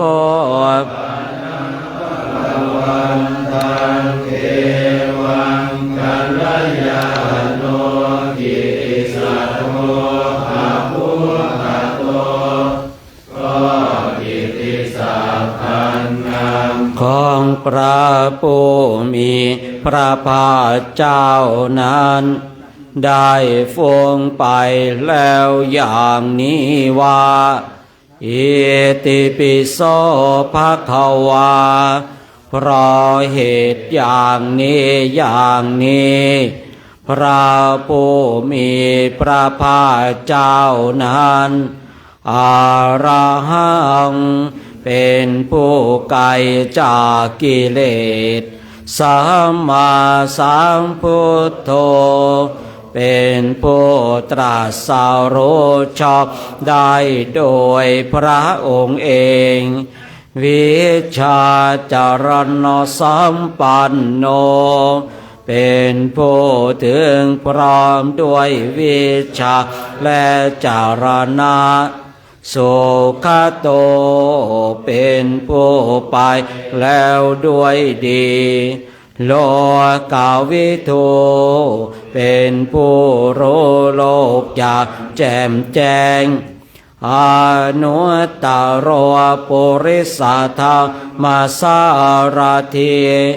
เป็นผู้สามารถฝึกบุรุษที่สมควรฝึกได้อย่างไม่มีใครยิ่งกว่าสัทธาเทวมนุษย์สานังเป็นครูผู้สอนของเทวดาและมนุษย์ทั้งหลายพุทโธเป็นผู้รู้ผู้ตื่นผู้เบิกบานด้วยธรรมภควาติเป็นผู้มีความจำเริญจำแนกธรรมสั่งสอนสัตว์ดังนี้เปิดหน้าต่อไปนะหันดามิยังพุทธาภิกขิติงก กะโรมาเสพุทธวาราหันตาวารตาทิคุณาภิยุตโตพระพุทธเจ้าประกอบด้วยคุณมีความประเสริฐแห่งอรหันตคุณเป็นต้นสุทธาภิญานักลุนาหิสามาคตาโตมีองค์อันประกอบด้วยพระญาณและพระกรุณาอันบริสุทธิ์โพธิสิโยสุชนตากามลังวาสุโลได้ทรงกระทำจนที่ดีให้เบิกบานโดดอาทิตย์ธรรมบวงให้บานวันทามหังตามะได้ศิราสาชิเนทางข้าพระเจ้านาเสผู้ไม่มีกิเลสพระองค์นั้นด้วยสัพพปานินาสารนาเคมามุตตะเอามาสำรองพระพุทธเจ้าพระองค์ใดเป็นสารณะอันเกษมสูงสุดของสัตว์ทั้งหลายปาธามานุสติทานาวันทามิตังสิเรนะหังข้าพระเจ้าไหว้พระพุทธเจ้าพระองค์นั้นอันเป็นที่ตั้งแห่งความระลึกองค์ที่หนึ่งด้วยเสียงกล่าวพุทธาสาหัสมิทาโสวาพุทโธเมสามิกิสารนข้าพระเจ้าทาสของพระพุทธเจ้าพระพุทธเจ้าเป็นนายมีอิสระเหนือข้าพระเจ้าพุทโธคาสาคาตาจาวิทาตาจาหิตาสเมพระพุทธเจ้าเป็นเครื่องกำจัดทุกข์และทรงไว้ซึ่งประโยชน์แก่ข้าพระเจ้าเทมิสาริรันชีวิตันจิทังข้าพระเจ้ามอบกายถวายชีวิตนี้แด่พระพุทธเจ้าวันทันโตหังจาริสามิพุทธาเสวสุโพธิตังข้าพระเจ้าผู้ไว้อยู่จะประพฤติตามซึ่งความเป็นสรุดีของพระพุทธเจ้านาทิเมสารนาอัญญังพุทโธเมสารนังวรังสารณะอื่นของข้าพระเจ้าไม่มีพระพุทธเจ้าเป็นสารณะอันประเสริฐของข้าพระเจ้าเอเทนะสัจวัชเชนะวัฏเถยะสัตตุสาสเนด้วยการกล่าวคำสัตย์นี้ข้าพระเจ้าเพิ่งเจริญในพระศาสนาของพระศาสดาพุทธังเมวันตัมมาเนนะยังปุญญาปัสสุตังอิทาข้าพระเจ้าผู้ไว้อยู่ซึ่งพระพุทธเจ้าได้ควรควายบุญใดในบัดนี้ สาเพปิอันตารายาเมมาเหสุงตาสเตชะสาอันตรายทั้งปวงอย่าได้มีแก่ข้าพเจ้าด้วยเดชแห่งบุญนั้นกายเยนะวาจายวเจตสาวาด้วยกายก็ดีด้วยวาจาก็ดีด้วยใจก็ดีพุทเทกุกรรมังปะกตังมยายังกรรมหน้าติเตียนอันใดที่ข้าพระเจ้ากระทำแล้วในพระพุทธเจ้าพุทโธปฏิคันหาตุอาชยันตังขอพระพุทธเจ้าจงงดซึ่งโทษล่วงเกินอันนั้น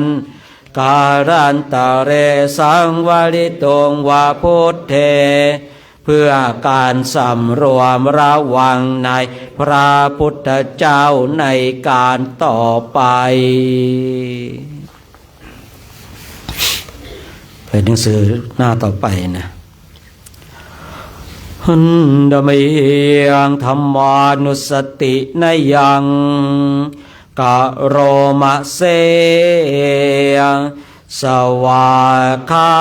โตภะคะวะตาธัมโมพระธรรมเป็นสิ่งที่พระผู้มีพระภาคเจ้าได้ตรัสไว้ดีแล้วสันทิฏฐิโกเป็นสิ่งที่สาและปฏิบัติพึงเห็นได้ด้วยตนเองอากาลิโกเป็นสิ่งที่ปฏิบัติได้และให้ผลได้ไม่จำกัดการเอหิปัสสิโกเป็นสิ่งที่ควรกับพวกอื่นว่าท่านจงมาดูเถิดโอปานายิโกเป็นสิ่งที่ควรเข้ามาใส่ตัวปาจาตังเวทิตาโพเวโยหิติเป็นสิ่งที่ผู้รู้ก็รู้ได้เฉพาะตนดังนี้ดะเมียงธรรมาภิกขิติงกะโรมะเสสวาคาตาตาทิโกนายโยขาวาเสนาเสยโย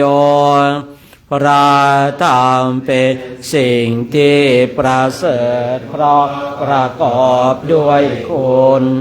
มีความที่พระผู้ติพระภาคเจ้าตรัสไว้ดีแล้วเป็นต้นโยมะคปะกะปริยาติวิโมคาเพโทเป็นธรรมอันจำแนกเป็นมรรคผลปริยัติและนิพพานธัมโมกุโลกาปตนาตถาทาลิธารีเป็นธรรมทรงไว้ซึ่งผู้ทรงธรรมจากการตกไปสู่โลกที่ชั่ววันธรรมหังตามหารังวรธรรมเมตังข้าพระเจ้าไว้พระธรรมอันประเสริฐนั้นอันเป็นเครื่องขจัดเสียซึ่งความมืดธรรมโอยโยสาภปานินาสารนังเขมามุตตมังพระธรรมใดเป็นสารณะอันเกษมสูงสุดของสัตว์ทั้งหลายทุติยานุสติทานาวันทามิตังข้าพระเจ้าไหว้พระธรรม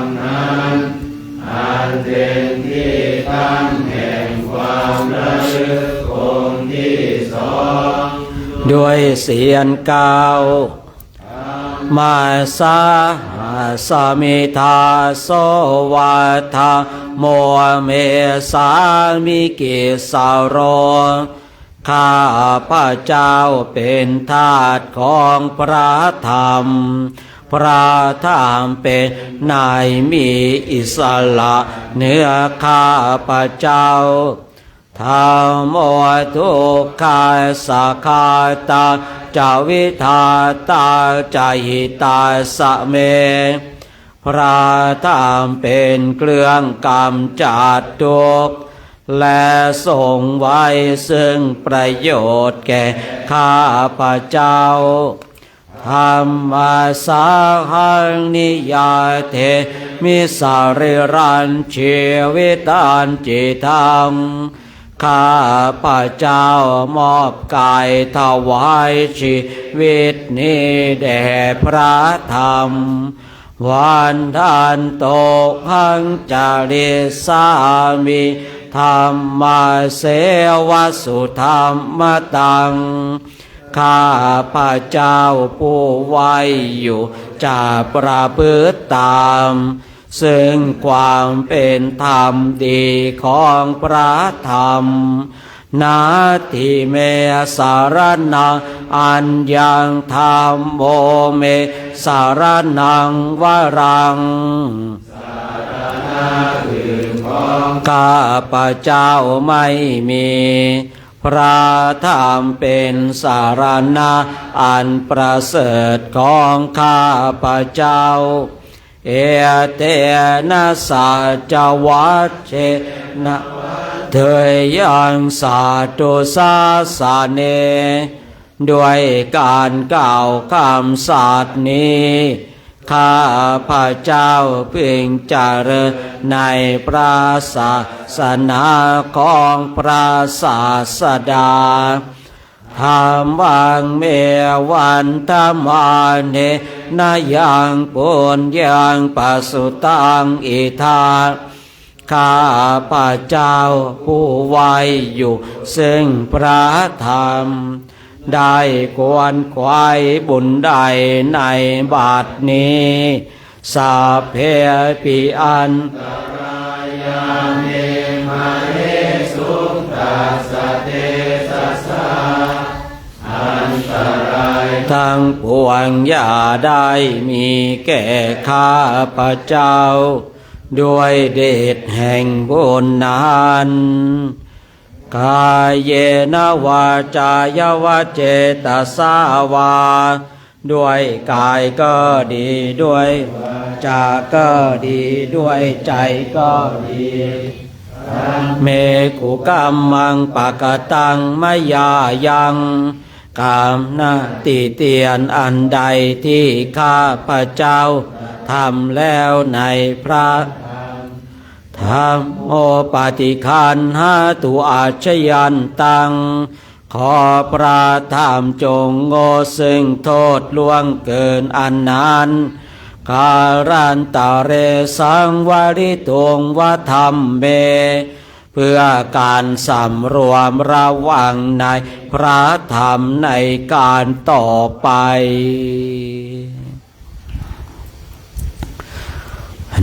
ดมหิยังสังขานุสตินะยังกะโรมะเสสุปฏิปันโนภะคะวะโตสาวกสังโฆส่วนสาวกของพระผู้มีพระภาคเจ้าหมู่ใดปฏิบัติดีแล้วอวยโชปฏิปันโนภะคะวะโตสาวกสังโฆทรงสาวกของพระผู้มีพระภาคเจ้าผู้ใดปฏิบัติตรงแล้วยายะปฏิปันโนภะคะวะโตสาวกสังโฆทรงสาวกของพระผู้มีพระภาคเจ้าหมู่ใดป ปฏิบัติเพื่อรู้ทางเป็นเครื่องออกจากทุกข์แล้วสามีจิปฏิปันโนภะคะวะโตสาวกสังโฆทรงสาวกของพระผู้มีพระภาคเจ้าหมู่ใดปฏิบัติควรแล้วยาติทางได้แก่บุคคลเหล่านี้คือจัตตาริปุริสายุคานิอัตถปุริสบุคลาผู้แห่งบุรุษสี่คู่นับเรียงตัวบุรุษได้8บุรุษเอสะภะคะวะโตสาวกสังโฆนั่นแหละทรงสาวกของพระผู้มีพระภาคเจ้าอาหุนายโยเป็นทรงควรแก่สักการะที่เขานับมาบูชาพาหุนายโยเป็นทรงควรแก่สักการะที่เขาจัดไว้ต้อนรับทักขินายโยเป็นผู้ควรรับทักษิณาทานอัญชลียการณิโยเป็นผู้ที่บุคคลทั่วไปควรทำอัญชลีอนุตตรังปุญญเขตาโลกาสาติเป็นเนื้อนางบุญของโลกไม่มีนางบุญอื่นยิ่งกว่าดังนี้อันดามหิยังสังฆาภิคิติงกะโรมะเสสัทธรรมโชสุปฏิปัติคุณาทิยุตโตพระทรงที่เกิดโดยพระสัทธรรมประกอบด้วยคุณมีความปฏิบัติดีเป็นต้นโยธาพิโทอริยปุคาราสังฆเสโทเป็นหมู่แห่งพระอริยบุคคลอันประเสริฐ8จำพวกสีราติธรรมปาวราสยกายจิตโตมีกายและจิตอันอาศัยธรรมมีศีลเป็นต้นอันบวรวันธามังหังตามาริยานาคันนังสุสุทังข้าพระเจ้าแห่งพระอริยเจ้าเหล่านั้นอันบริสุทธิ์ด้วยดีสังโฆโยสาภปานินาสารนังเขมามุตตามังพระทรงหมู่ใดเป็นสารณะอันเกษมสูงสุดของสัตว์ทั้งหลายปฏิญาณุสติมานังวันทามิตังสิเรนะหังข้าพระเจ้าพระทรงหมู่นั้นอันเป็นที่ตั้งแห่งความระลึกที่3ด้วยเสียงกล่าวสังฆาสาหายสมิทาโสวาสังโฆเมสามิกิสารนข้าพระเจ้าเป็นทาสของพระสงฆ์พระทรงเป็นนายมีอิสระเหนือข้าพระเจ้าสังโฆทุกขาสักขาตาจาวิทาตาจาหิตาสะเมพระทรงเป็นเครื่องกำจัดทุกข์ และทรงไว้ซึ่งประโยชน์แก่ข้าพเจ้าสังขารสาหังนิยายเท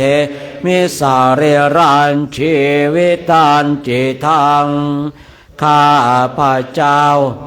กายถวายชีวิตนี้แด่พระสงฆ์วันทันโตหังจาริสามีสังขารโสปฏิปันนตังข้าพเจ้าผู้ไว้อยู่จะประพฤติตาม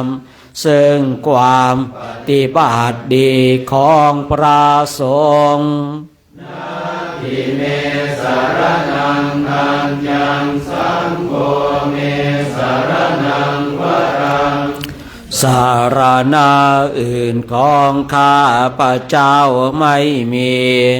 พระสงฆ์เป็นสารณะอันประเสริฐของข้าพเจ้าเอเตนะสาจวัชเชนาวัฏเถยยังสาตุสาสะเนด้วยการกล่าวคำสัตย์นี้ข้าพเจ้าพิจารณาในพระศาสนาของพระศาสดาสังฆังเมวันธรรมาเนนายังปุญญังปัสสุตังอิทาข้าพเจ้าผู้ไว้อยู่ซึ่งพระสงฆ์ได้ควรขวายบุญได้ในบัดนี้สาเพปิอันตรายาเมมาเอสุงตาสเตชะสาอันตรายทั้งปวงอย่าได้มีแก่ข้าพเจ้าด้วยเดชแห่งบุญนั้นกายเยนะวาจายวเจตสาวาด้วยกายก็ดีด้วยจาก็ดีด้วยใจก็ดีเคกุกรรมังปะกตังมยายังที่ข้าพเจ้าทำแล้วในพระสงฆ์โกปฏิคันหตุอาชยันตังขอพระสงฆ์จงโงสึโทษล่วงเกินอันนั้นการันตะเรสังวลิตงวัสเคเพื่อการสำรวมระวังในพระในการต่อไป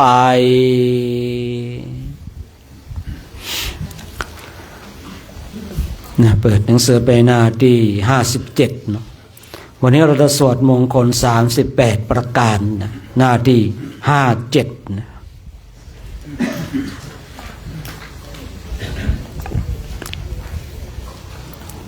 มงคล38ประการเนาะ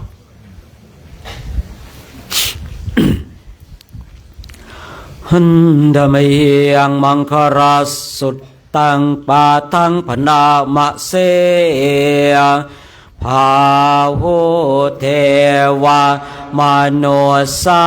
จะมังคลานิอาจินตยงเทวดาองค์หนึ่งได้กราบทูลถามพระผู้มีพระภาคเจ้าว่าหมู่เทวดาและมนุษย์มากลายมุ่งหมายความเจริญก้าวหน้าอากังขามานาโสทานังโปรหิมาคารมุตตามังขอพระองค์ทรงบอกทางมงคลอันสูงสุดเถิดพระผู้มีพระภาคเจ้าทรงตรัสตอบดังนี้ว่าอาเสวนาจะพาลานังการไม่คบคนผ่านปันทิตานันจะเสวนาการคบบัณฑิตปัวชาจะปัวชนิยานัง ชาต่อบุคคลควรบูชาเอตัมมังคารมุตตมังกิจสามอย่างนี้เป็นมงคลอันสูงสุดปาติโรปาเทสวาโสจา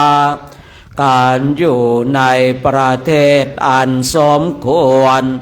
โบเปจักตะบุญญาตาการเป็นผู้มีบุญได้ทำไว้ก่อนอาตสัมมาปณิทิจาการตั้งตนไว้ชอบเอตัมมังคารมุตตมังกิจสามอย่างนี้เป็นมงคลอันสูงสุดพาหุสัจจัญจาการเป็นผู้ได้ยินได้ฟังมากเสปัญจาการมีศิลปะวิทยาวินัยโยจะสุสิกิโตวินัยที่ศึกษาดีแล้วสุภาษิตาจยาวาจาวาจาที่เป็นสุภาษิตเอตัมมังคารมุตตมังกิจสี่อย่างนี้มงคลอันสูงสุดมาตาปิตุปาทานังการบำรุงเลี้ยงดูมารดาปิดาปุตตธาราตสังฆโหการสงเคราะห์บุตรและภรรยาอาณากุราชกรรมันตาการงานที่ไม่ยุ่งเหยิงสาบสนเอ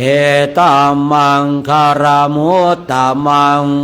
กิจสามอย่างนี้เป็นมงคลอันสูงสุดทานัญจาการบำเพ็ญทานธรรมจริยาจาการประพฤติธรรมญาตการนันจะสังฆโหการสงเคราะห์หมู่ญาติอาณาวาชานิกรรมานิการงานอันปราศจากโทษเอตัมมังคารมุตตมัง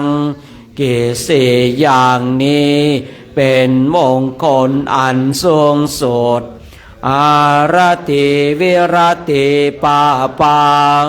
การงดเว้นจากบาปกรรมมัชฌปานาจะสัญญโมการยับยั้งใจไว้ได้จากการดื่มน้ำเมาอาปมาโตจะทำเมโสความไม่ประมาทในธรรมทั้งหลายเอตัมมังคารมุตตมัง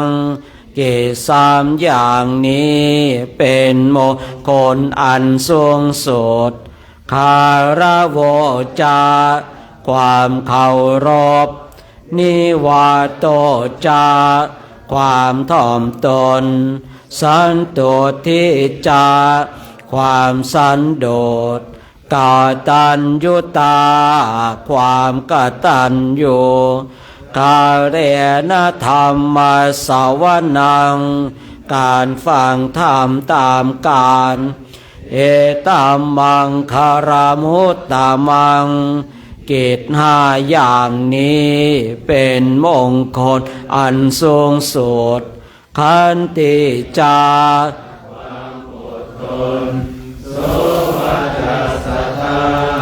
ความเป็นคนว่าง่ายสามานานันจะทัสสนังการพบเห็นผู้สงบจากกิเลสกาเรณธรรมสากัจฉากาสนทนาธรรมตามการเอตัมมังคารมุตตมังกิจสี่อย่างนี้เป็นมงคลอันสูงสุดตาโปจาค ความเพียรเผากิเลสพระมจาริยัญจาการประพฤติพรหมจรรย์อริยสัจจานาทัสสนังการเห็นจริงของพระอริยเจ้านิพพานาสัจฉิกิริยาจา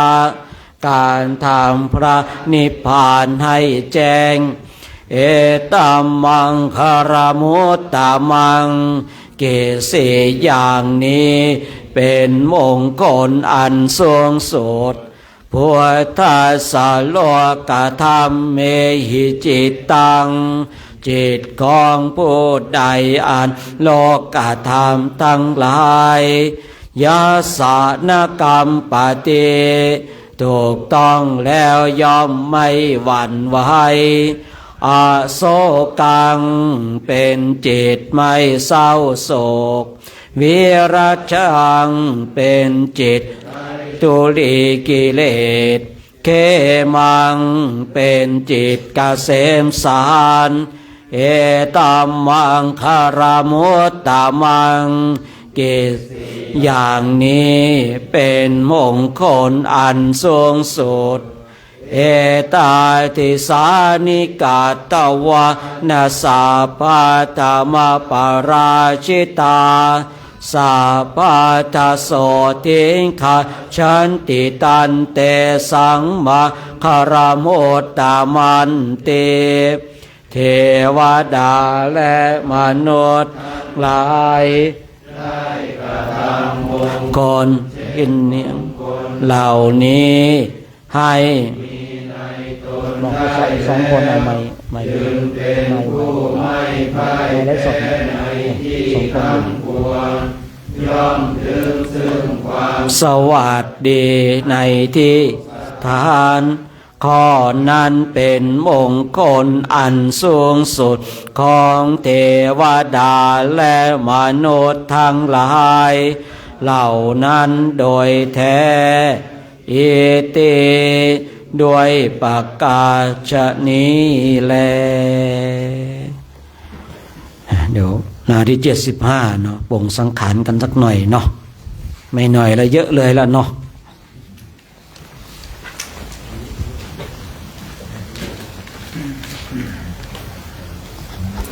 หน้าที่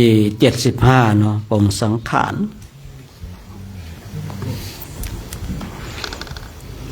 นะวันนี้ก็จำปงกันแล้วเนาะปงได้ไม่ได้ก็ต้องปงแล้วนะ มนุษย์เราเอ๋ยเกิดมาทำไมนิพพานมีสุขอยู่ใหญ่มีไปตัณหาหน่วงหนักหน่วงชักหน่วงไว้ฉันไปมิได้ตัณหาผูกพันห่วงนั้นพันผูกห่วงลูกห่วงหลานห่วงทรัพย์สลิงคารจงสละเสียเถิดจะได้ไปนิพพานข้ามพ้นพบ3ยามหนุ่มสาวน้อยหน้าตาแจ่มจ้อยงามแล้วทุกประการแก่เต่านางยานแต่ล้วนเครื่องเม้นเอ็นใหญ่900เอ็นน้อย9,000มันมาทำเค้นใจให้ร้อนให้เย็นเมื่อยกบทั้งตัวคนคิ้วก็ขาวในตาก็มัวเส้นผมบนหัวดำแล้วกับงอกหน้าตาเว้าวอกโดนบาดสีจะลูกก็โอยจะนางก็โอยเหมือนดอกไม้โรยไม่มีเกสรจะเข้าที่นอนพึงสอนภาวนาพระอนิจจังพระอนัตตาเราท่านเกิดมาหลังแต่จะตายผู้ดีเข็นใจก็ตายเหมือนกันเงินทองทางนั้นมีติดตัวไป ตายไปเป็นผีลูกเมียผัวรักเขาชักหน้านี้เขาเม็นซากผีเปื่อยเน่าผุพองหมู่ญาติพี่น้องเขาห้ามเอาไป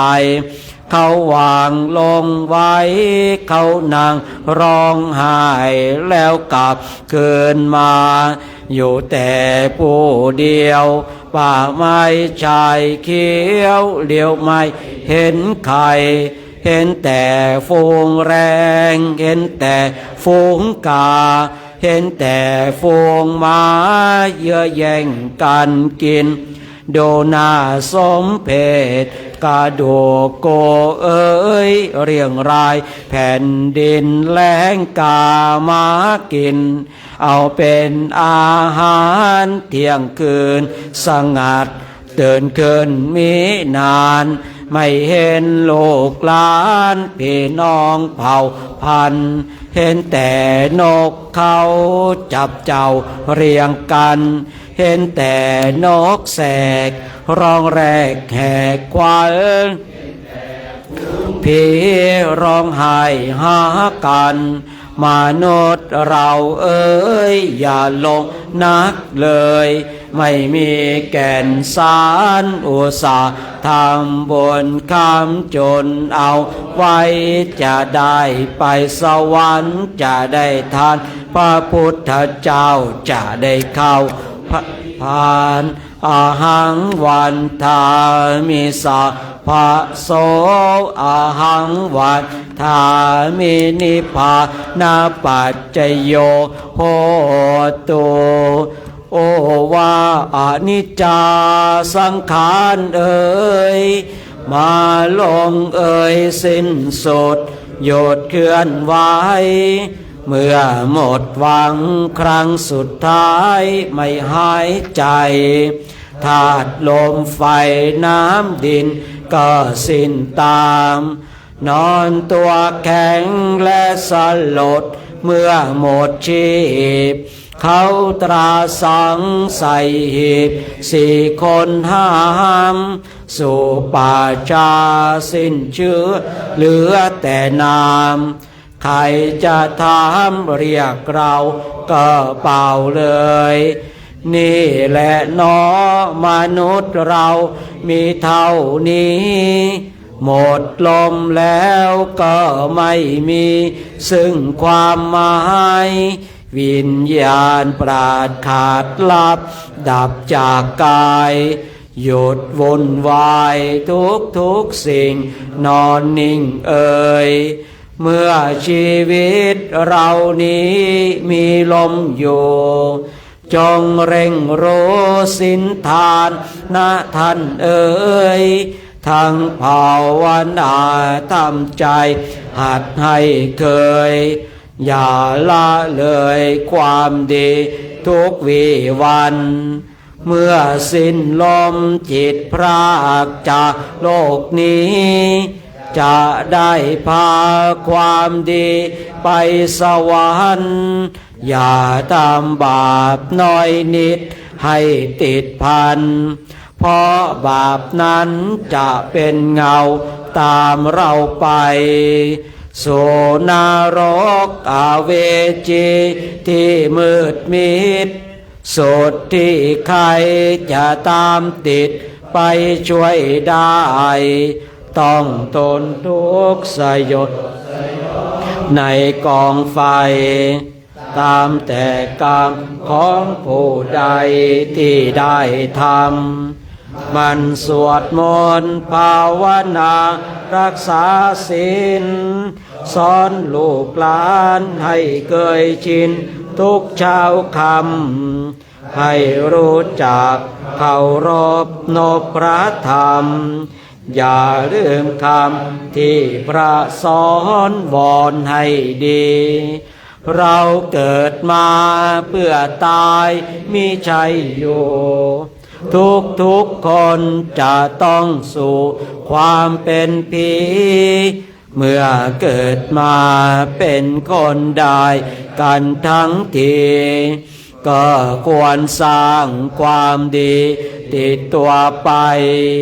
เพื่อจะได้เป็นสุขไม่ทุกข์ยาก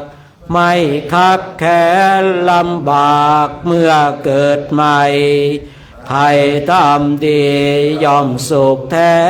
จงแน่ใจใครทำชั่วทุกข์ยากไร้ย่อมถึงตนเร่งบำเพ็ญทานศีลและภาวนาแสวงหาแต่สิ่งส่งบุญกุศลทรัพย์ภายนอกเป็นของโลกโศกระคนทรัพย์ภายในประดับตนพ้นทุกข์เอ่ยสักวาแดนดินถิ่นสงบจากคนพบแดนใด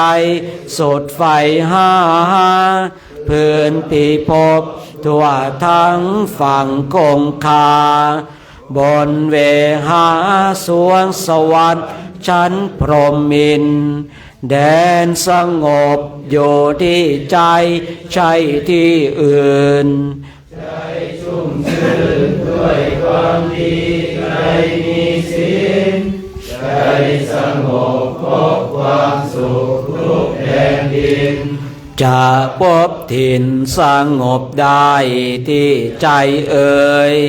ป่าเอ่ยป่าช้าเป็นศาลาหลังสุดท้ายของชายหญิงมีอำนาจชาติยศปรากฏยิ่งตายนอนนิ่งให้เขาเผาเท่าเทียมกันเมื่อไม่ตายต่างวุ่นวายไม้ของข้าเพราะตัณหาพาความคิดให้ปิดพันในที่สุดหยุดแก่ตายหายถึงกันอย่าอุนหันกันดื้อถือดีเอ่ยอะหังสุกิโตโหมิขอให้ข้าพเจ้าจงมีความสุขอาหังนิทุกโขโหมิขอให้ข้าพเจ้าปราศจากความทุกข์อาหังอเวโรโหมิขอให้ข้าพเจ้าจงปราศจากเวรอาหังอัปปยาปัจโชโหมิขอให้ข้าพเจ้าจงปราศจากความลำบากอาหังอนิโกโหมิขอให้ข้าพเจ้าจงปราศจากอุปสรรคสุขีอัตตานังปริหารามิขอให้ข้าพเจ้าจงมีความสุขกายสุขใจรักษาตนของตนให้พ้นจากทุกภัยทั้งสิ้นเถิดเอาละเนาะการทำวัดสวดมนต์ในช่วงภาคค่ำวันนี้ก็สมมติจุติไว้เพียงเท่านี้นะต่อไปจะได้กรวดน้ำตอนเย็นนาที95นะกรวดน้ำตอนเย็นนาที95นะ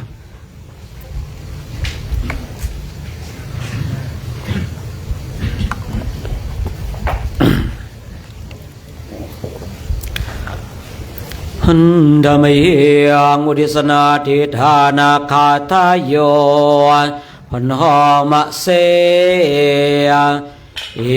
เมนาปุญญากรรมเมนาด้วยบุญนี้อุทิศให้อุปาชายาคุณุตตราอุปาชาผู้เลิศคุณอาจาริยุปการาจาและอาจารย์ผู้เกื้อหนุนมาตาปิตาจยาตากาทั้งพ่อแม่และปวงญาติสุริโยจันทิมาราชาสุนจันและราชา ผู้นาวันตานาราปิจาผู้ทรงคุณหรือสูงชาติพระมาราชพรหมและอินทราชโลกปาราชเทวตาทั้งถวยเทพและโลกบาลยะโมมิตามนุสาจาโยมราชมนุษย์มิตรมาชตาเวริกาปิจาผู้เป็นกลางผู้จองผานสาเพสัตตาสุขีหนตัวขอให้เป็นสุขสารทุกตัวนาญาทุกทนปุญญานิปกตานิเมบุญพองที่ข้าทำจงช่วยอำนวยสุภาผลสุขังจติวิทังเทนโตให้สุขสามอย่างล้นขีปังปาเปทาวโวมะตังให้โลดถึงผ่านอิมินายักกัมเมนาด้วยบุญนี้ที่เราทำอิมินาอุติเสนาจาแล้วอุทิศให้ปวงสัตว์ขีปาหังสุรเพเจวาเราผ่านได้ซึ่งการตัดทานหุปาทานาเชทานังตัวตัณหาอุปาทานเยสันตาเยหิราธัมมาสิ่งชั่วในดวงใจยาวานิพานโตมะมังกว่าเราจะถึงนิพพานนาสันตุสัพพทาเยวามาไรสิ้นจากสันดานยัตถาชาโตภเวภเวทุกภพที่เราเกิดโอโชจิตังสติปัญญามีจิตตรงและสติทางปัญญาอันประเสริฐสัลเลโควิริยมหินาพร้อมทางความเพียรเลิศเป็นเครื่องขูดกิเลสหายมาลาลพันตุโนกาสังโอกาสอย่าเพิ่งมีแก่หมู่มาสิ้นทั้งหลายกาตนจะวิริเยสุเมเป็นช่องปทุสลายทำลายล้างความเพียรจมพุทธาทิปาวโลนาโตพระพุทธผู้บวรนาถธรรมโมนาโทวรุตตโมพระธรรมที่พึงอุดมนาโทปัจเจกพุทโธจาพระปัจเจกพุทธสมสังโฆนาโทตโรมะมังโทพระสงฆ์ที่พึงไปยองเตโสตมานุภาเวนะด้วยนุภาพนั้นมาโลกาสันอย่าได้ช่องทัสสะปุญญานุภาเวนะด้วยบุญทั้ง10 ปองมาโรกาสังลาพันตุมาเปิดโอกาสแก่มารเธอต่อไปเราก็จะได้ร่วมกันอาราธนาพระกรรมฐานนะพุทธา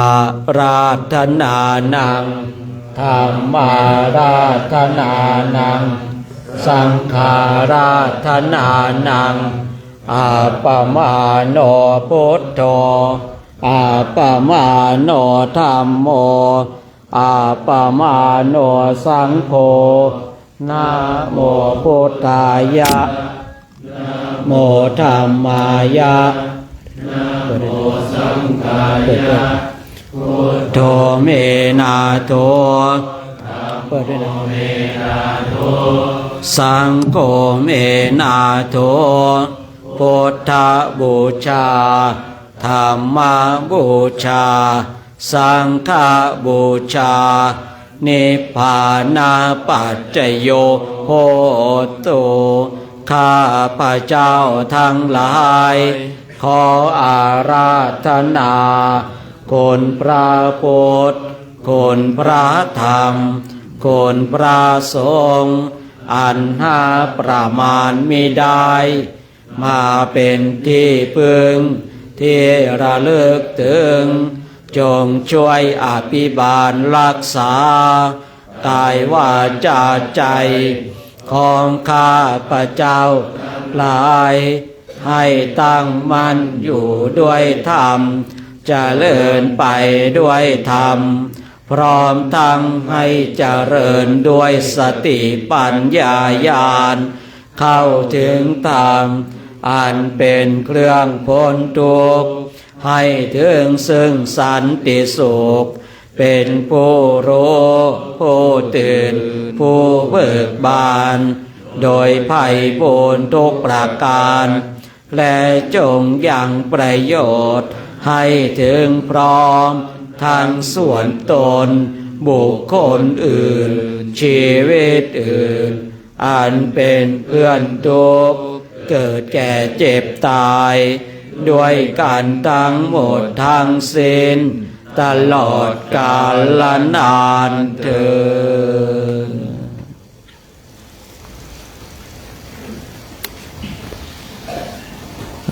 ช่วงลำดับ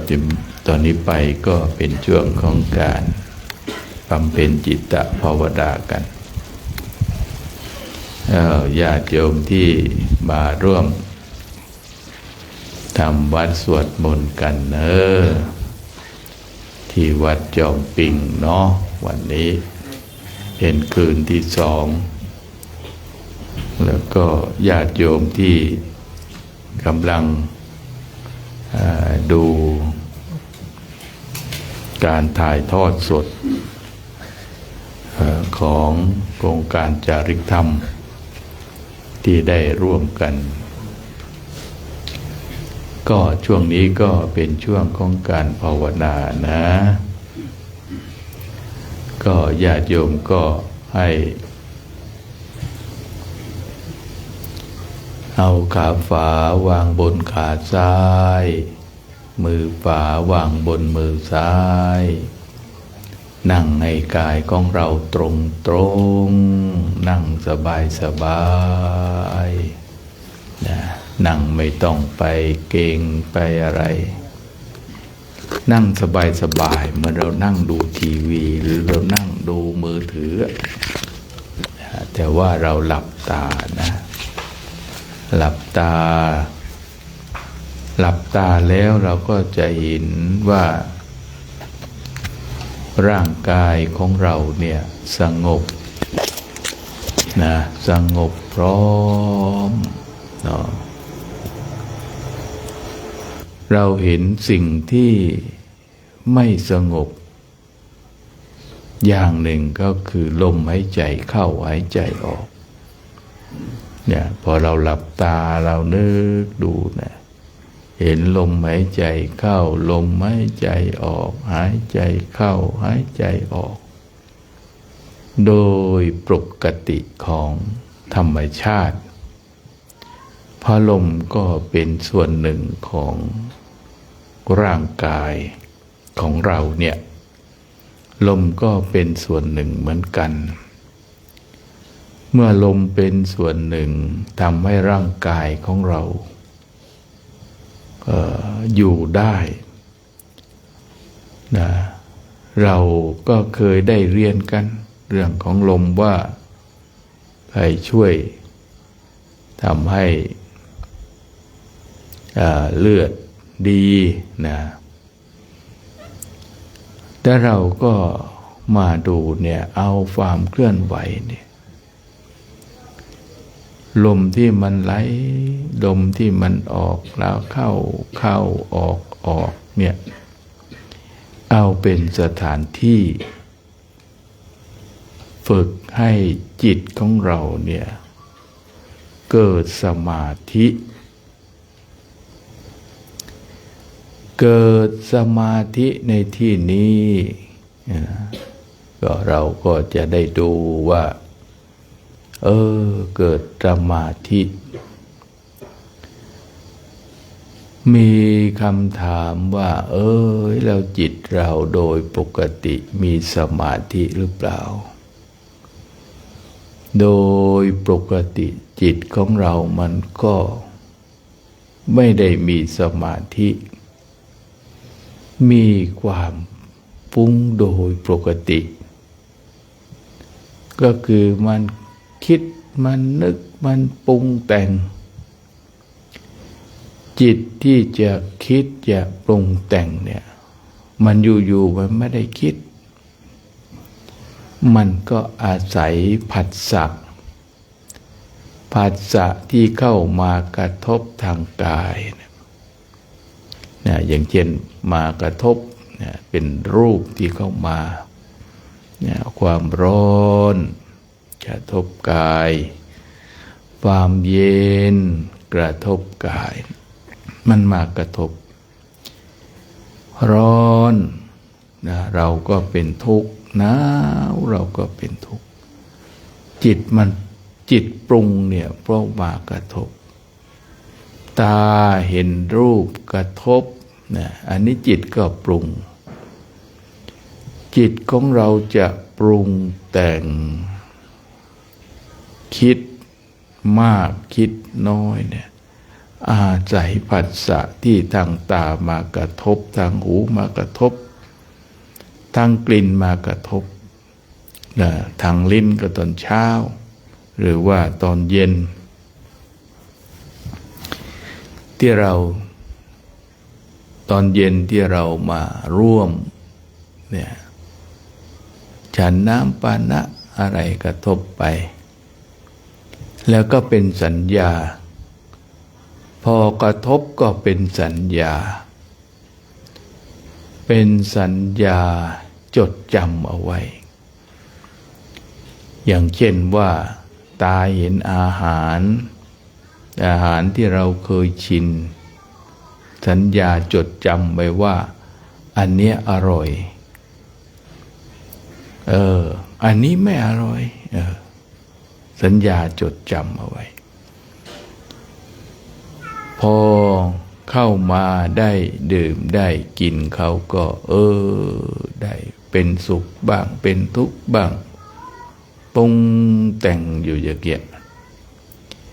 จิตเนี่ยมันอาศัยผัสสะที่ปรุงแต่งมาได้ปรุงแต่งเก็บเอาไว้เป็นสัญญาพอเราอาศัยผัสสะเพียงเล็กๆมันก็ปรุงไปพระคุณเจ้าลองนึกภาพดูว่าเสียงในสถานที่นี้สงบเนี่ยวัดจอมปิงเนี่ยแม้แต่ว่าบางทีเงียบเสียงกลางคืนบางรูปบางองค์อาจจะไปนั่งก็คิดไปปรุงไปเพราะมันอาศัยภาษาเล็กๆที่เราไม่มีสติไม่มีสัมปชัญญะระลึกรู้ทัน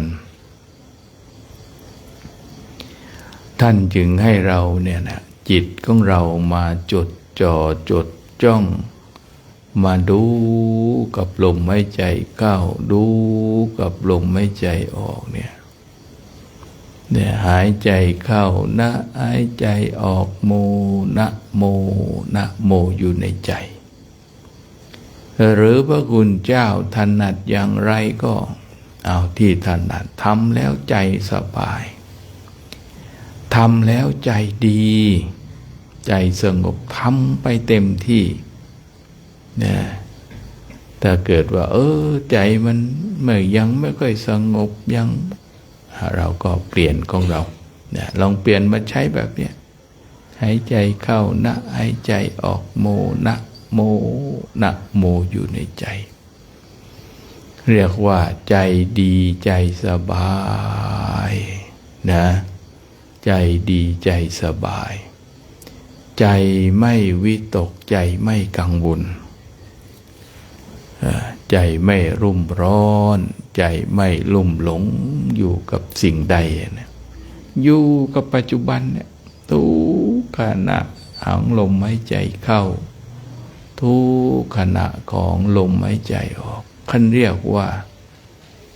มีสติมีสัมปชัญญะต่อไปลมหายใจเข้าลมหายใจออกถ้าจิตของบุคคลนั้นจิตของภิกษุรูปนั้น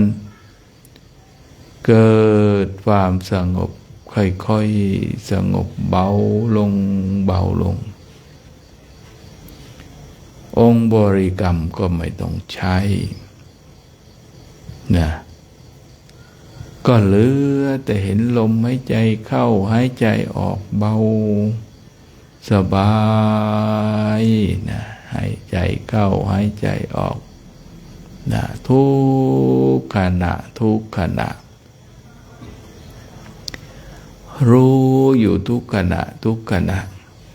ไม่เปลี่ยนแปลงแล้วก็บางทั้งขณะที่ภาวนาไปถึงระดับนี้แล้วก็อาจจะเกิดนิมิตบ้างหรือเกิดปีติบ้างเหมือนกับตัวเบาตัวลอยเนี่ยเห็นนิมิตเนี่ยท่านเรียกปีติอย่างหนึ่งในเบื้องต้นหรือถ้าเราจะแบ่งออกถึงจิตของเราก็จะเป็นระดับของอุปจารสมาธิที่สมาธิเนี่ยเข้าไปได้ไม่นานอุปจารสมาธิเนี่ยสมาธิเข้าไปไม่นานเดี๋ยวก็ออกมาเข้าไปแล้วก็ออกสลับสับเปลี่ยนหมุนเวียนอยู่อย่างนี้เขาเรียกว่าสมัยนี้ศัพท์วิทยาศาสตร์เขาว่าสะสมพลังงานก็คือสะสมความชำนาญของจิตเมื่อภิกษุรูปนั้นกำลังประพฤติปฏิบัติยังไม่ทิ้งยังมีความจดจ่อจดจ้องเมื่อจิตได้เข้าไปแล้วก็ออกมาเข้าไปแล้วก็ออกมา15 นาทีสงบนะผู้บำเพ็ญภาวนารู้ว่าจิตสงบออกมาก็รู้ว่าจิตสงบออกแล้วเราก็ดูไงเราก็ไม่ตกใจก็ยังนั่งภาวนาอยู่เหมือนเดิมแล้วเมื่อเราภาวนาไปเรื่อยๆสะสมไปนะนิมิตทั้งหลายก็หายปีติในเบื้องต้นก็หายเขาเรียกว่าเข้าถึงความสงบไม่มีนิมิตไม่มีความปรุงแต่งมีแต่ความสงบลึกซึ้งท่านเรียกว่าเป็นอัปปนาสมาธิสมาธิที่ดับเวทนานะถือว่าถ้าเทียบได้ก็เป็นเข้าถึงระดับปฐมฌานที่ไม่มีวิตกวิจารนะก็วิตกวิจารไอ้ที่เราคิดเราเกิดเราเห็นนั้นมันดับลงเนี่ยเราก็เข้าสู่ถึงอัปปนาก็มีจิตหนึ่งจิตเดียวดับเวทนาทั้งหมดนะจิตกายนี่เบานานเบาได้เป็นเรียกว่าเราจะนั่งกันเป็นชั่วโมง2 ชั่วโมง3 ชั่วโมงเราก็นั่งได้เพราะไม่มีเวทนาเพราะเรารู้เวทนาเห็นความสงบของจิตนั่นเองนะก็สามารถที่จะนั่งได้ตามความปรารถนาของจิตเรา บางท่านบอกว่าถ้าเจอแล้วก็ได้ชั่วโมงสบายนะพอเราเริ่มนั่งอีกแล้วก็ดำริในจิตของเราว่าวันนี้เราขอนั่งนั่งไปสัก3 ชั่วโมงเนี่ยจิตเราก็จะทำตามความรู้สึกของเราเนี่ยเราก็นั่งไปโดยไม่มีเวทนาข้างนอกเนี่ยกายนี้ไม่เจ็บไม่ปวดไม่เมื่อยนะเพราะว่าดับเวทนาไปแล้วเมื่อเราได้เริ่มต้นของปฐมฌานเนี่ยทุติยฌานตติยฌานจตุตฌานก็บำเพ็ญภาวนาไปในลักษณะนี้ท่านเรียกว่าต้องมีความเชี่ยวชาญในจิตนั่นเองเชี่ยวชาญในการฝึกการเข้าการออกฝึกในที่นี้เนี่ยผู้ที่ได้เนี่ยท่านพระพุทธองค์ของเราท่านบอกว่าให้รักษาจิตของตนเอาไว้นะรักษาจิตเอาไว้ก็คือดูรักษานี่ก็คือดูนะฝึกดูนะจากเมื่อก่อนนี่เราอาจจะปล่อยปละละเลยบางทีไปคุยสนุกสนานบ้างอันนี้ท่านบอกว่าให้หยุดให้นั่งดูเดินก็ดูนั่งก็ดูประคองจิตรักษาจิตของตนเองเอาไว้เนี่ยจิตตรงนั้นเนี่ยไม่ว่าจะอยู่ในอริยบทใดก็จะเป็นความสงบเมื่อเราเข้าไปถึงอัปปนาเมื่อเราออกมาเป็นปกติเมื่อเราออกมาจิตของเราออกมาเป็นปกติเราก็จะเห็นว่าคณิกะสมาธิก็จะหล่อเลี้ยงจิตของเราโดยปกติเกิดดับเกิดดับเพราะว่าอุปจาระขอไปอุปจาระนี่จะคอย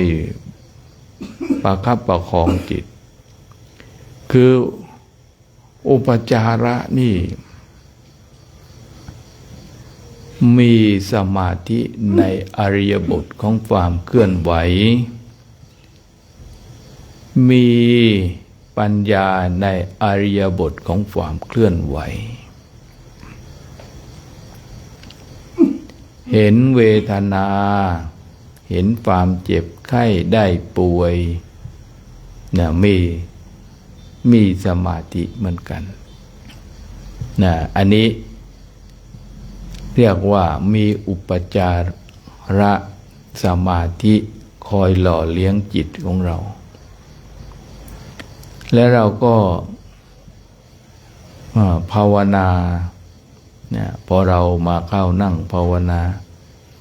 เนี่ยก็เข้าถึงความสงบโดยอัปปนาก็เข้าโดยไม่ยากถ้าฝึกได้แล้วก็จะได้โดยไม่ยากนะถ้าเราฝึกกันไม่ได้เข้าไม่ถึงไปไม่เป็นก็ไม่ได้อยู่ดีนะอาจจะเห็นกลุ่มของวิปัสสนาบางท่านก็อาจจะมีสมาธิเพียงเล็กน้อยก็คือใช้สมาธิระดับอุปจาระแล้วก็สามารถพิจารณาเห็นสิ่งรอบข้างเป็นเรื่องของความไม่เที่ยงความเปลี่ยนแปลงความเป็นทุกข์อันนี้ก็มีสมาธิเหมือนกันแต่ใช้สมาธิไม่มากก็ต้องให้เราท่านทั้งหลายนี่ได้ระลึกได้นึกถึงนะว่าเนี่ยเราเกิดมานะพระคุณเจ้า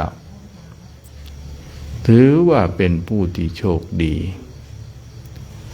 ได้ศึกษา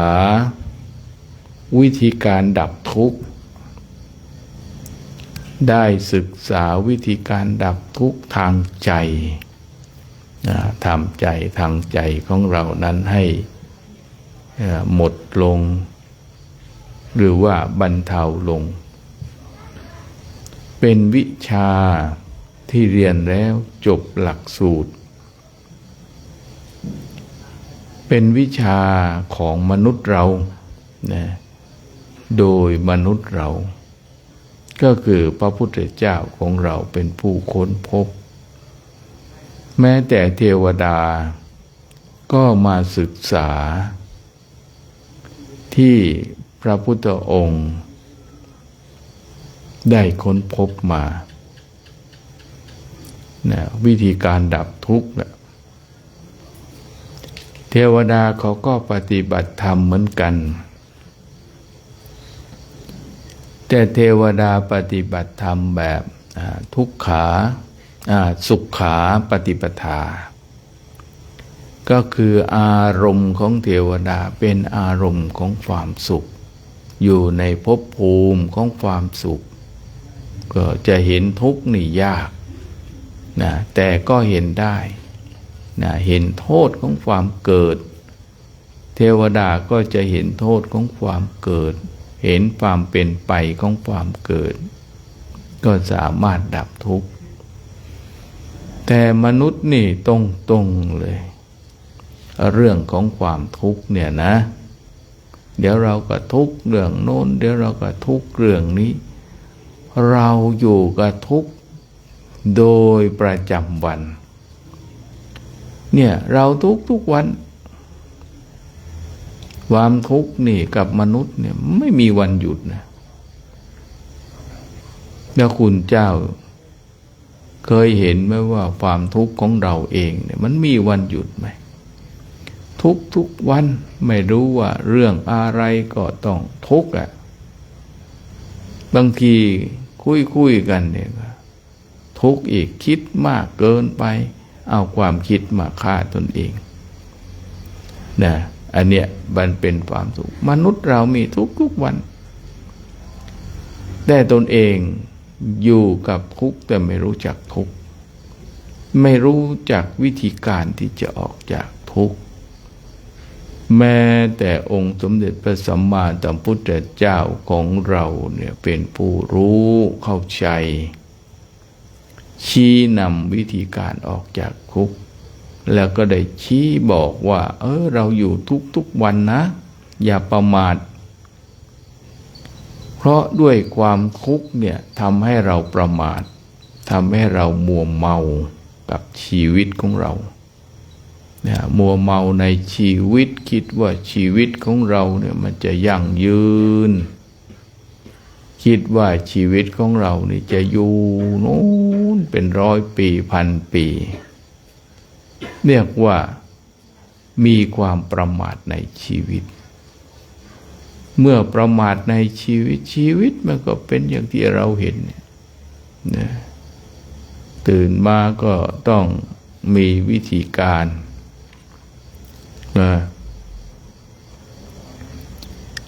ล้างหน้าทำความสะอาดแปรงฟันถ้าเราไม่แปรงฟันไม่ทำความสะอาดฟันมันก็อยู่กับเราไม่นานมันก็เป็นทุกข์นะ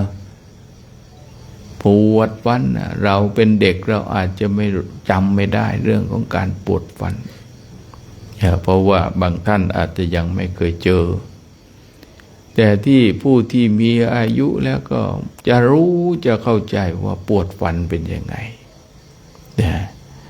ไม่ทำความสะอาดไม่ดูแลเขาก็ป่วยเราก็เป็นทุกข์ถ้าเราดูกับชีวิตประจำวันเราทุกวันแต่เราไม่ได้เข้าใจที่จะออกจากทุกข์ออกจากปัญหาของตัวเราเองนี่แหละก็ออกจากปัญหาก็เขาให้เราก็เป็นทุกข์ไปทุกข์กายทุกข์ใจเนี่ยทุกข์ไปอยู่อย่างนี้เอง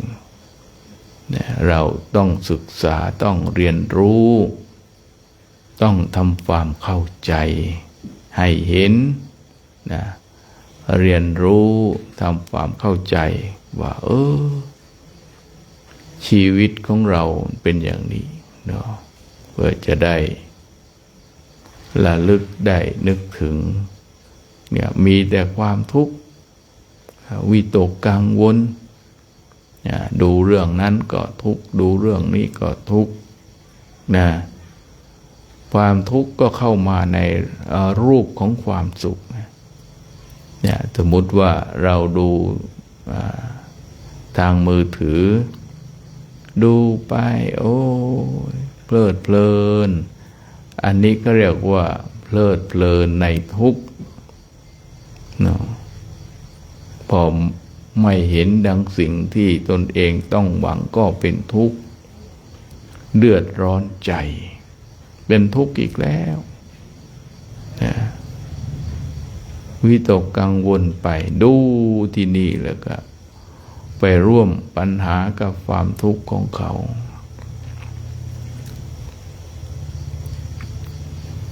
เราต้องศึกษาเรียนรู้นะศึกษาเรียนรู้ทำความเข้าใจกับเรื่องของเราเองธรรมะมันเป็นเรื่องของเราไม่ใช่ว่าเป็นเรื่องของคนอื่นในเรื่องวิชาดับทุกข์ก็เป็นเรื่องของเราคนอื่นก็ช่วยอะไรเราไม่ได้ก็นอกจากตัวเราเองช่วยดับทุกข์ช่วยแก้ปัญหานะให้เรานั่งภาวนากันอีกสักระยะหนึ่งนะจนฝ่าจะได้เวลาอันเหมาะสมสมควร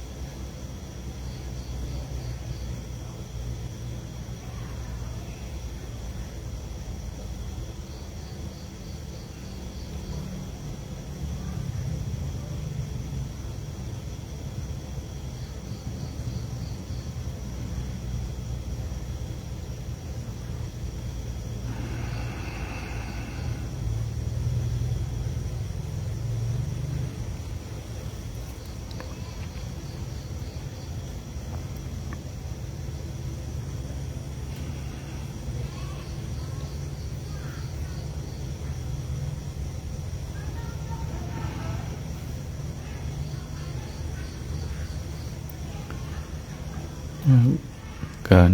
ภาวนาของเราในค่ำคืนนี่ก็สมควรแก่เวลาเนาะให้เราท่านทั้งหลายได้ทำความรู้สึกตัวทั่วพร้อมขยับขยายจากอริยบทของการภาวนาจะได้แผ่เมตตาพร้อมกันอีกครั้ง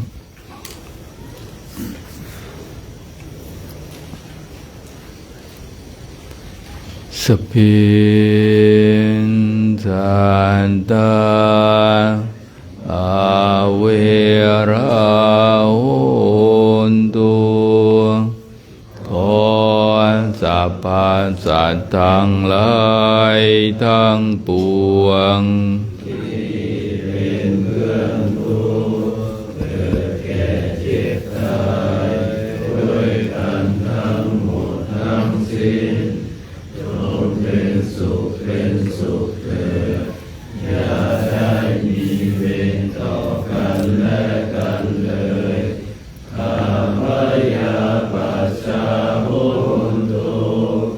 จงเป็นสุขเถิด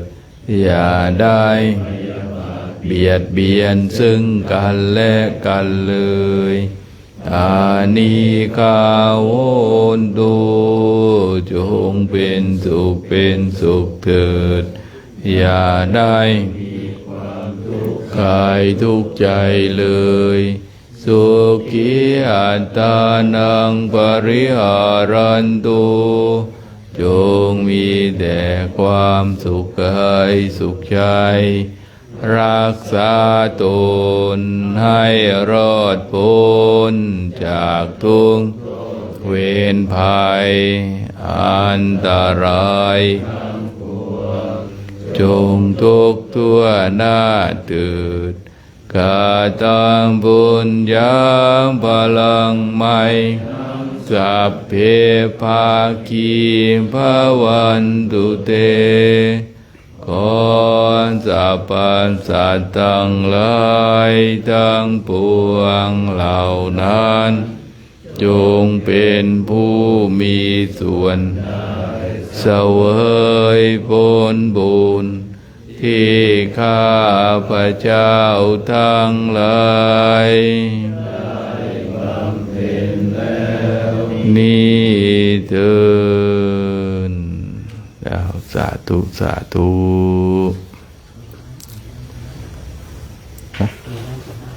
น้ำปนะ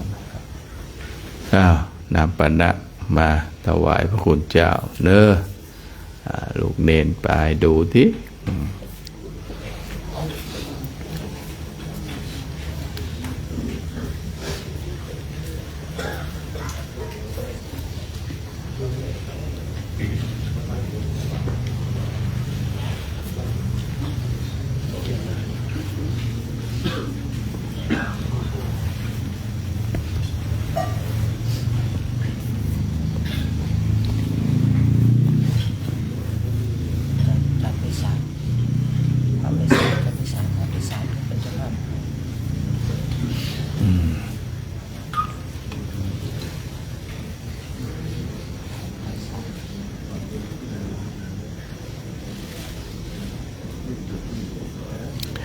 ก็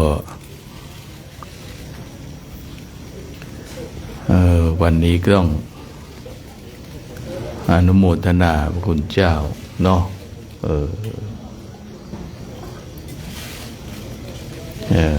ท่านอาจารย์ไพศาลเป็นเจ้าภาพน้ำปานะค่ำคืนนี้เนาะ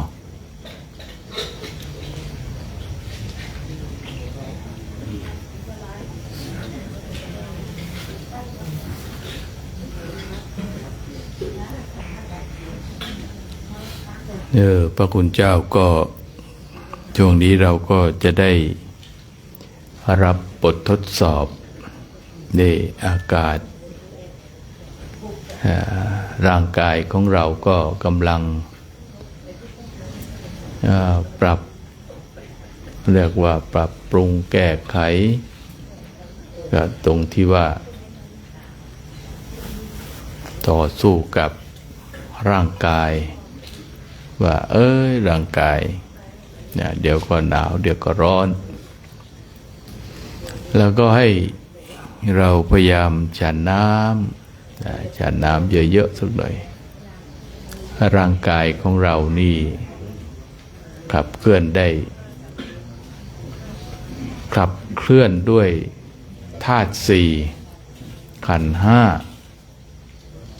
ที่เรามีชีวิตอยู่เนี่ยด้วยธาตุสี่ด้วยขันธ์ห้ารูปร่างเนี่ยของเราเนี่ยธาตุสี่ก็คือธาตุดินธาตุน้ำธาตุลมธาตุไฟทีนี้ธาตุไฟในร่างกายของเราก็ปรับปรุงกันมันไฟมันเย็นไฟมันน้อยมันก็เลยปรับให้มันร้อนเราก็อาศัยน้ำเน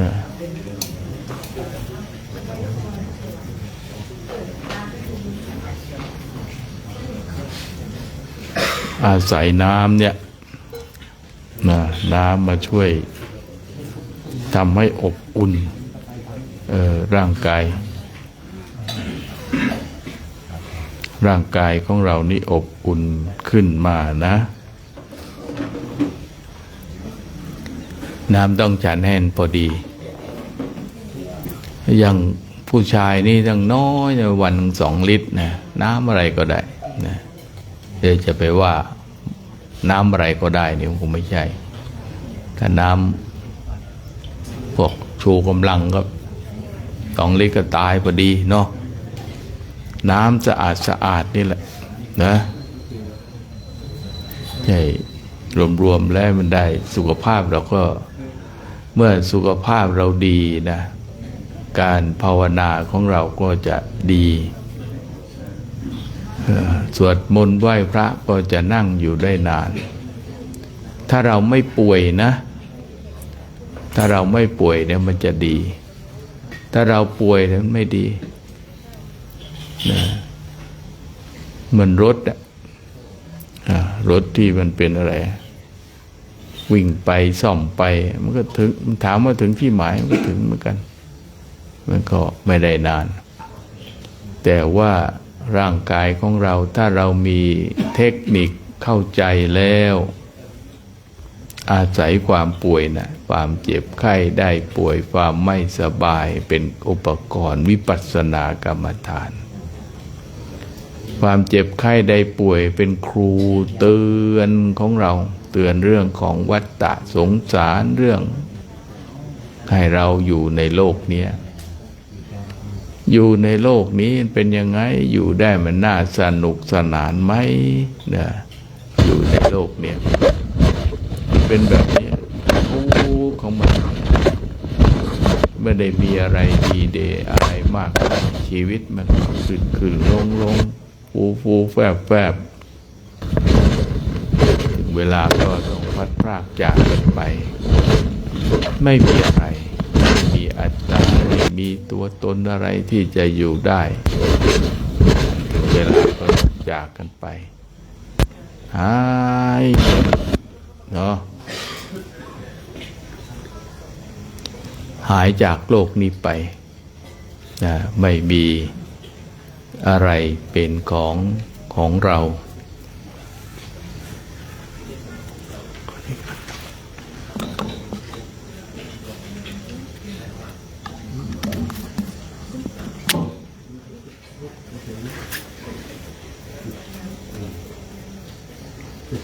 ให้เราท่านทั้งหลายได้ศึกษาได้เรียนรู้ได้ทำความเข้าใจกันนะเนี่ยสมเด็จพ่อของเราได้สั่งสอนเอาไว้เราก็เอามาเป็นเครื่องในการฝึกฝนอบรมนะไม่สบายก็ไปหาหลวงพี่สกลหรือเขาเรียกกันหมอสกลพอมาบวชได้เป็นหมอเลยนะจะอะไรก็ว่ากันไปนะถ้าไม่ได้บวชไม่ได้เป็นบวชได้เป็นหมอดูแลพระคุณเจ้า เจ็บไข้ได้ป่วยยังไงนะให้เราได้หายน้ำอุ่นนะสำคัญให้เราถือว่าเป็นบทเรียนอีกบทหนึ่งที่เรายังไม่ได้เข้าสู่เส้นชัยได้เดินทางนะปีนี้ก็ดีที่เรามาอยู่ที่นี่เนาะพักผ่อนก็ให้ร่างกายของเราได้ปรับตัวด้วยที่ว่าดีมันคือมันหนาวมันเลยมันหนาวเร็วไงหนาวความจริงก็หนาวมันหนาวเราก็จะได้ป่วยนะผ้าให้ผ้าทุกชิ้นที่มันอยู่ในร่างกายอุปกรณ์กันหนาวดีที่สุดนะสมัยผมเป็นหนุ่มๆก็แบบเดียวคุณเจ้าเหมือนกันเราคิดว่าเราไม่ค่อยเป็นไรร่างกายมันทนได้ก็คือใจใจของเราเนี่ยมันทนได้แต่กายมันทนไม่ไหวธาตุสี่ก็คือธาตุสี่ท่าน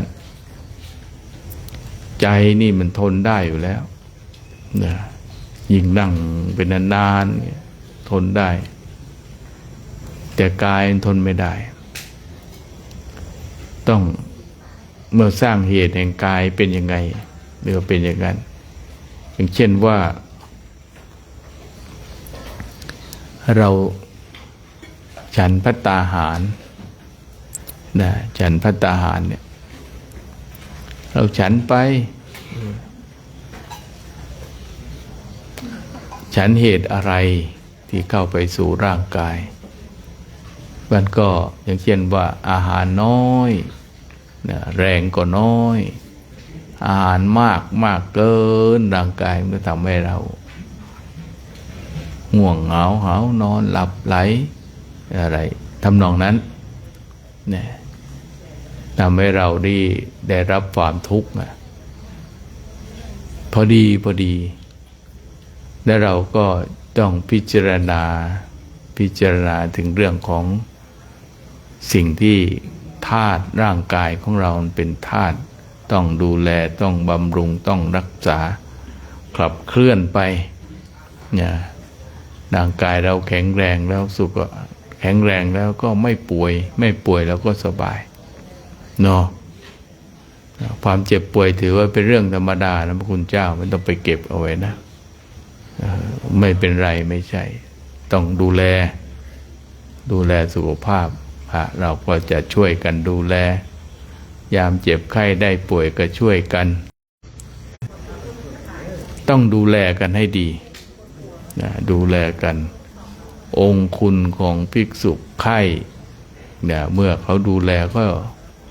ต้องพิจารณาด้วยให้พิจารณากันนะพิจารณาองค์คุณของภิกษุไข้ก็ไปเปิดดูอ่านกันบ้างก็แล้วกันเนาะมันป่วยกันทุกคนนะผมก็ป่วย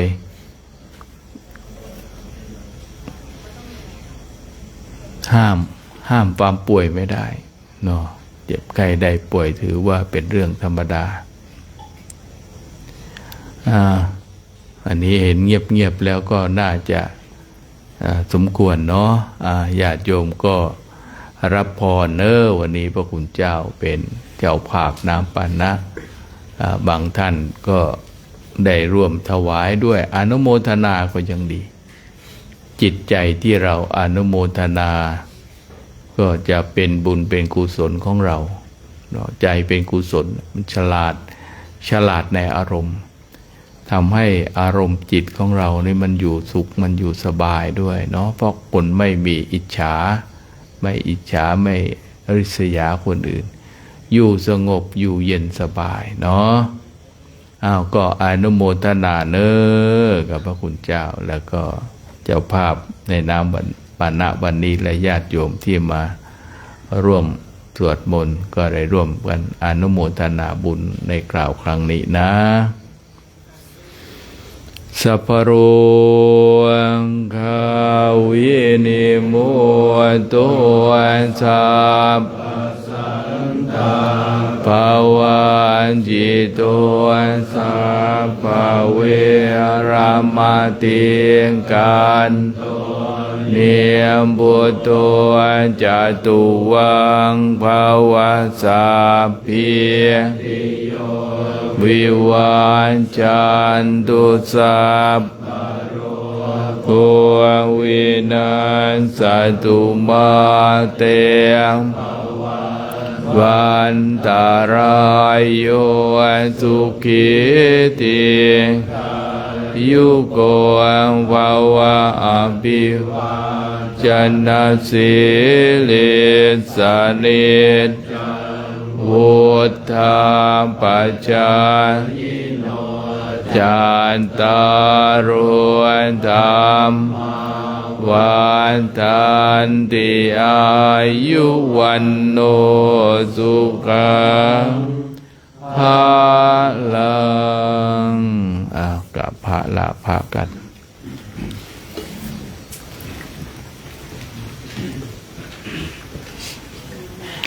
อะระหังสัมมาสัมพุทโธ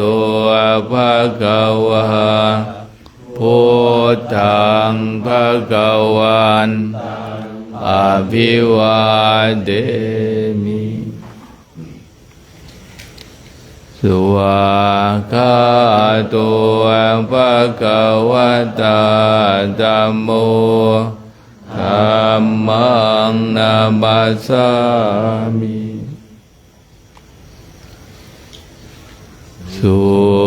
ปฏิปันโนภะคะวะโตสาวกสังโฆสังฆังนามา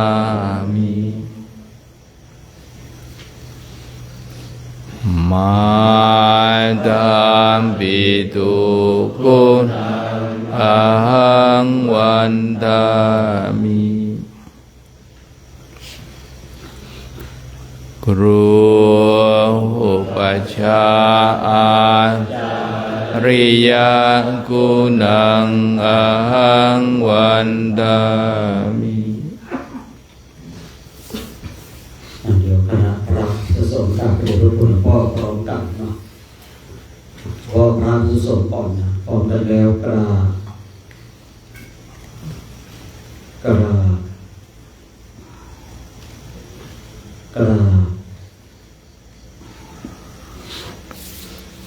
บสาธุสาธุ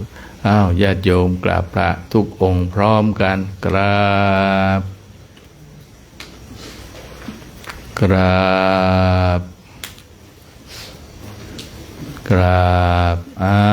สาธุสาธุนะให้หลับฝันดีเนอะรางวัลที่สี่ที่ห้าเอาไปก็แล้วกันเนาะ